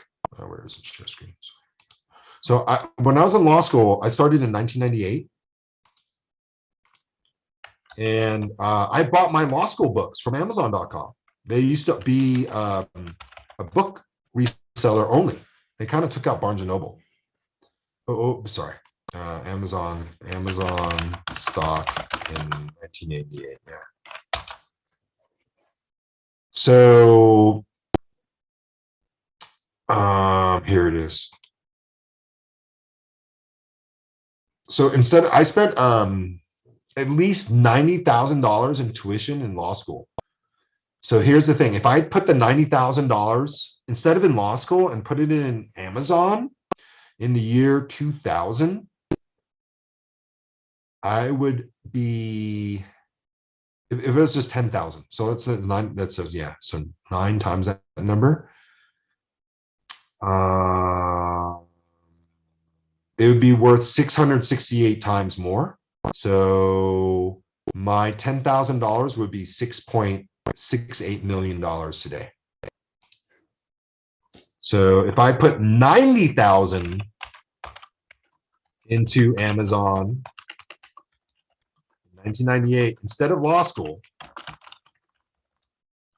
that would be 9 times 6.6 million. I'd have $54 million today, assuming I didn't sell the stock earlier.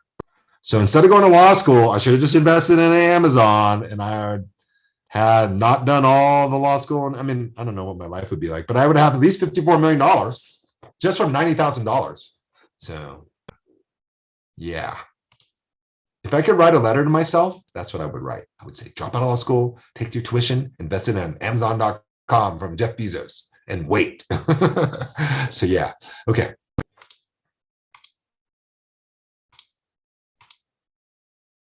All right. Let's analyze your audience in 4.6. So here we want to put the audience first. So you got to ask yourself, who's my audience? The audience is essential to your speech. So they are priority number 1. So consider audience interest, right? I have feathers popping out of my jacket. I need to find, those will tear. I need to patch it. Oh, I see it. I see one at least. So okay.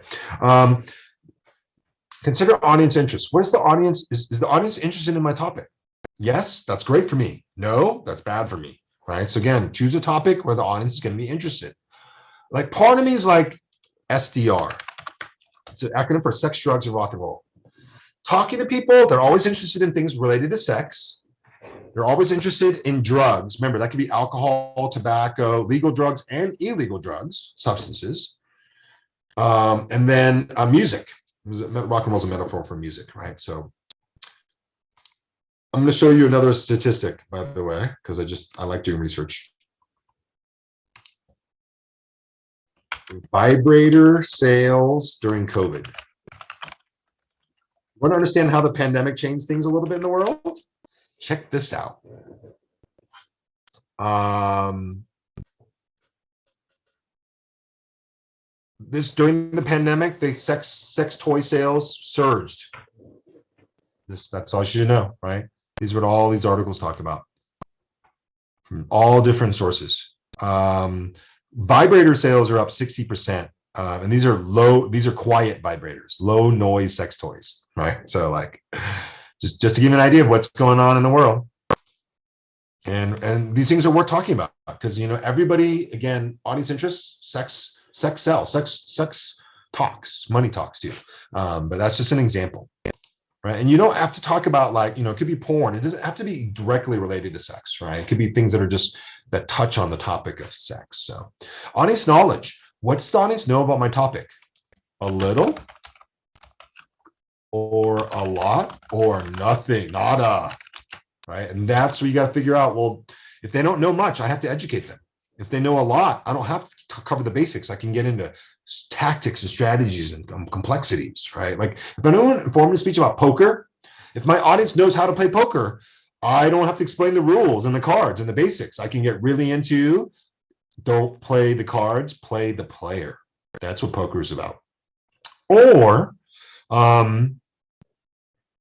if your audience knows nothing about poker, then I have to explain the rules and the probabilities and the basics, right? Which means I don't get into complex strategies. So is my audience interested? How much does my audience know? Third, I ask, what's my audience's attitude? Attitude is like open or closed-minded, or favorable, unfavorable. So what's your attitude towards the vegetables? It's either open-minded or closed-minded or favorable. I'll eat them, or I hate them, right? A lot of kids' attitude towards vegetables is disfavorable. So what's the audience's attitude towards my topic? Open-minded, closed-minded, favorable, or unfavorable?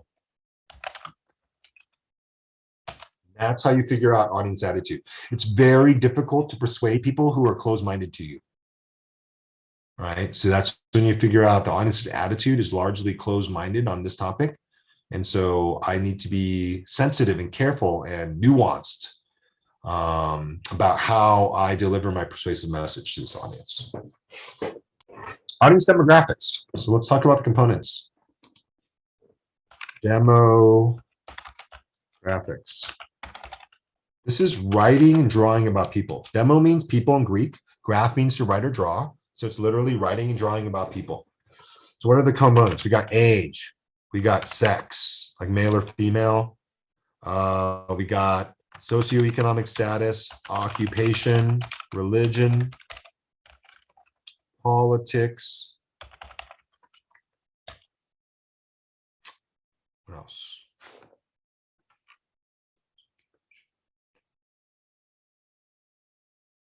I'm leaving something out. Occupations, religion, politics. Zip code. So you generally look at the age group of somebody, not their specific age. If they're under 18, they're a minor. Over 18, they're an adult. If they're really, really old, they're a senior citizen. Sex, male, female. There are, I think, 8 million more women in America than men. The reason is they're born equally, but women die way later than men. So the 8 million women I'm talking about are mostly largely widows, or they're elderly women. They've outlived their male counterparts, which is why there's more women in America than men. But they're actually born about still. Mother Nature is really amazing about making boys and girls spit out and babies about half out. So socioeconomic status is, low, middle, upper, elite, basically. And you should always be upwardly mobile. You should be you should be always attempting to climb the socioeconomic ladder and improving your status there. Occupation was what you do for a living. You are probably full-time students. Religion, whatever answer you want to give. Politics, whatever answer you want to give. Zip code. Okay. Zip code says a lot. I want to prove it to you.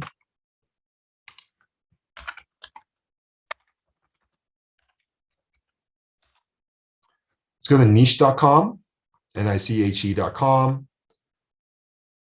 We're going to go look at zip codes. Where's places to live? There it is. I'm going to show you how much a zip code tells you about yourself. So share screen.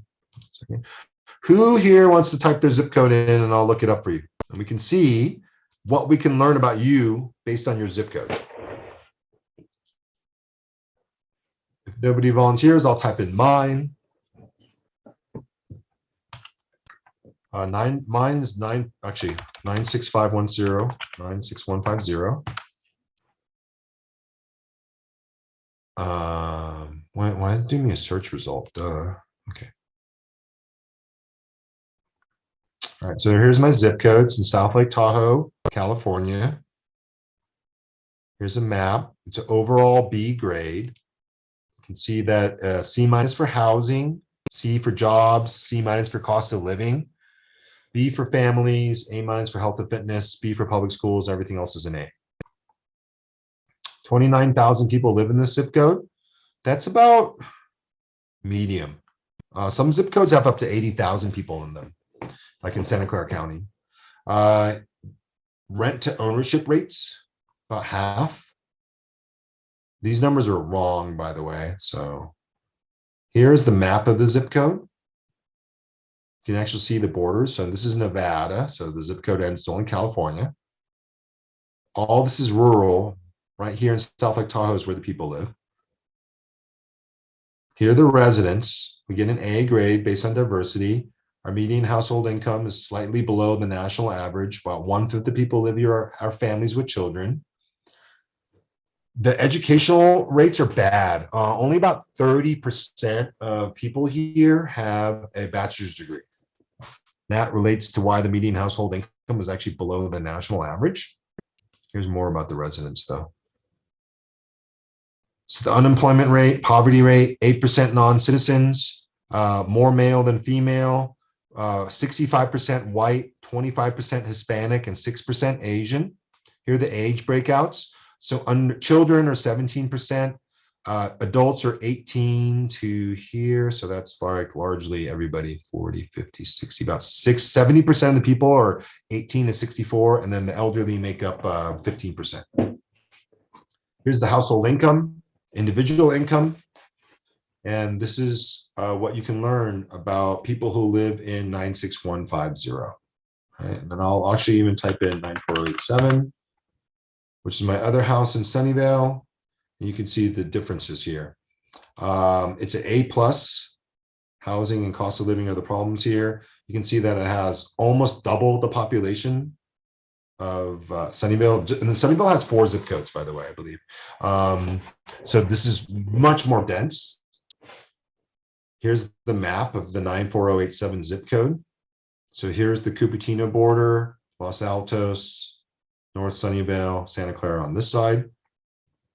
The residents, you can see the median household income in 94087 is 3 times bigger than the one in South Lake Tahoe. 40% of the people who live in this zip code have children or families with children. And you can see that why is this household income skyrocketing high? Look at the educational rate. More than 70% of the people who live in the zip code have a college degree or better. That you see that this is why you're in college, because educational level goes towards household income a lot. We have very low poverty, unemployment. 1/4 of the people are not American citizens in 94087. A lot of tech workers from outside of the country. Equal female male. You can see the educational levels. It's 50% Asian, whereas 96150 was 2/3 white. And then it's 1/3 white here in this demographic. Again, you can see the age breakdown. Here's the median household income, the median individual income. And so zip code tells you a lot about where you are and who the people generically might be like. And that's audience demographics. Race, religion, occupation, socioeconomic status, sex, gender, politics, and zip code. And you take all of this to get a general idea of who your audience is, and then you adapt your speech to fit them. 4.7 is gather information about your audience. So let's use direct observation. We call it the discerning eye. And you look at this picture in the audience, and you should notice a few things. That largely it's white males. There are very few women, no children, and very few minorities. So who are they?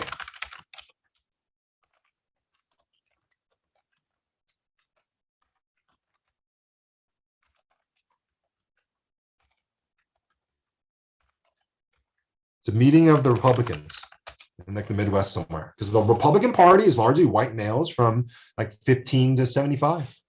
And there's very few women and very few minorities. And that's, if you didn't know that, that's the demographic. And that's why when you see this, you should kind of know that.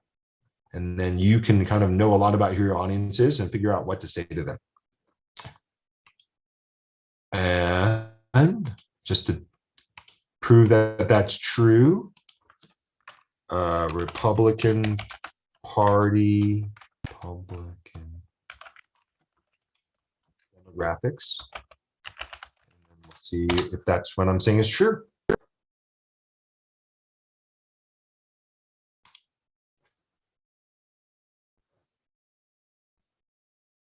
Let's just see what the Republican voters are like. This one has Republicans and Democrats. So let's load it up and see what it says.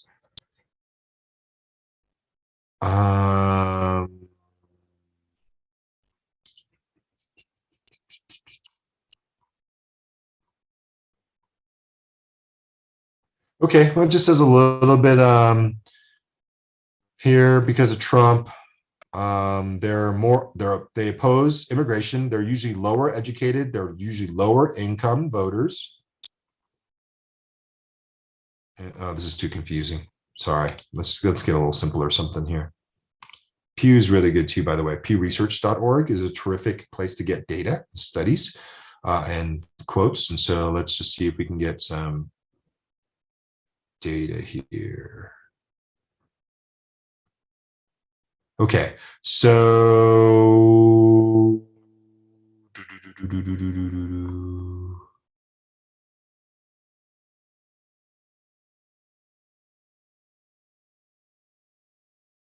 it tells you that white voter is the most common voter in America still.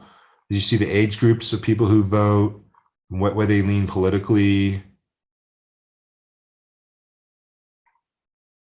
Okay, so half the Republican leaning voters are actually age 50 or older. So they're not even white males age 18. They tend to be age 50 and up, like 56% of them, right? For education, you can see that if you have a college degree, you lean more Democratic, 41% to 30%. But in 1996, it was really different numbers. You can see the religion too. Christians make up 2/3 of the voters in this country. White Christians make up about 8 in 10 registered Republican voters are Christians. So we're only about half of Democratic voters are Christians. So you can see in terms of like religion, it really aligns with the politics. My parents are Christians and they're Republicans. Okay, so surveys. You survey, gather lots of research about opinion polls about a movie, about a restaurant, about political, about the president, support, polling data. Then we do interviews. You can interview people about their careers and get information about, what's it like to be a CHP officer. I actually know a couple who live up here in South Lake Tahoe. They're just like neighbors. Their kids go to school here. It's pretty cool to talk to them.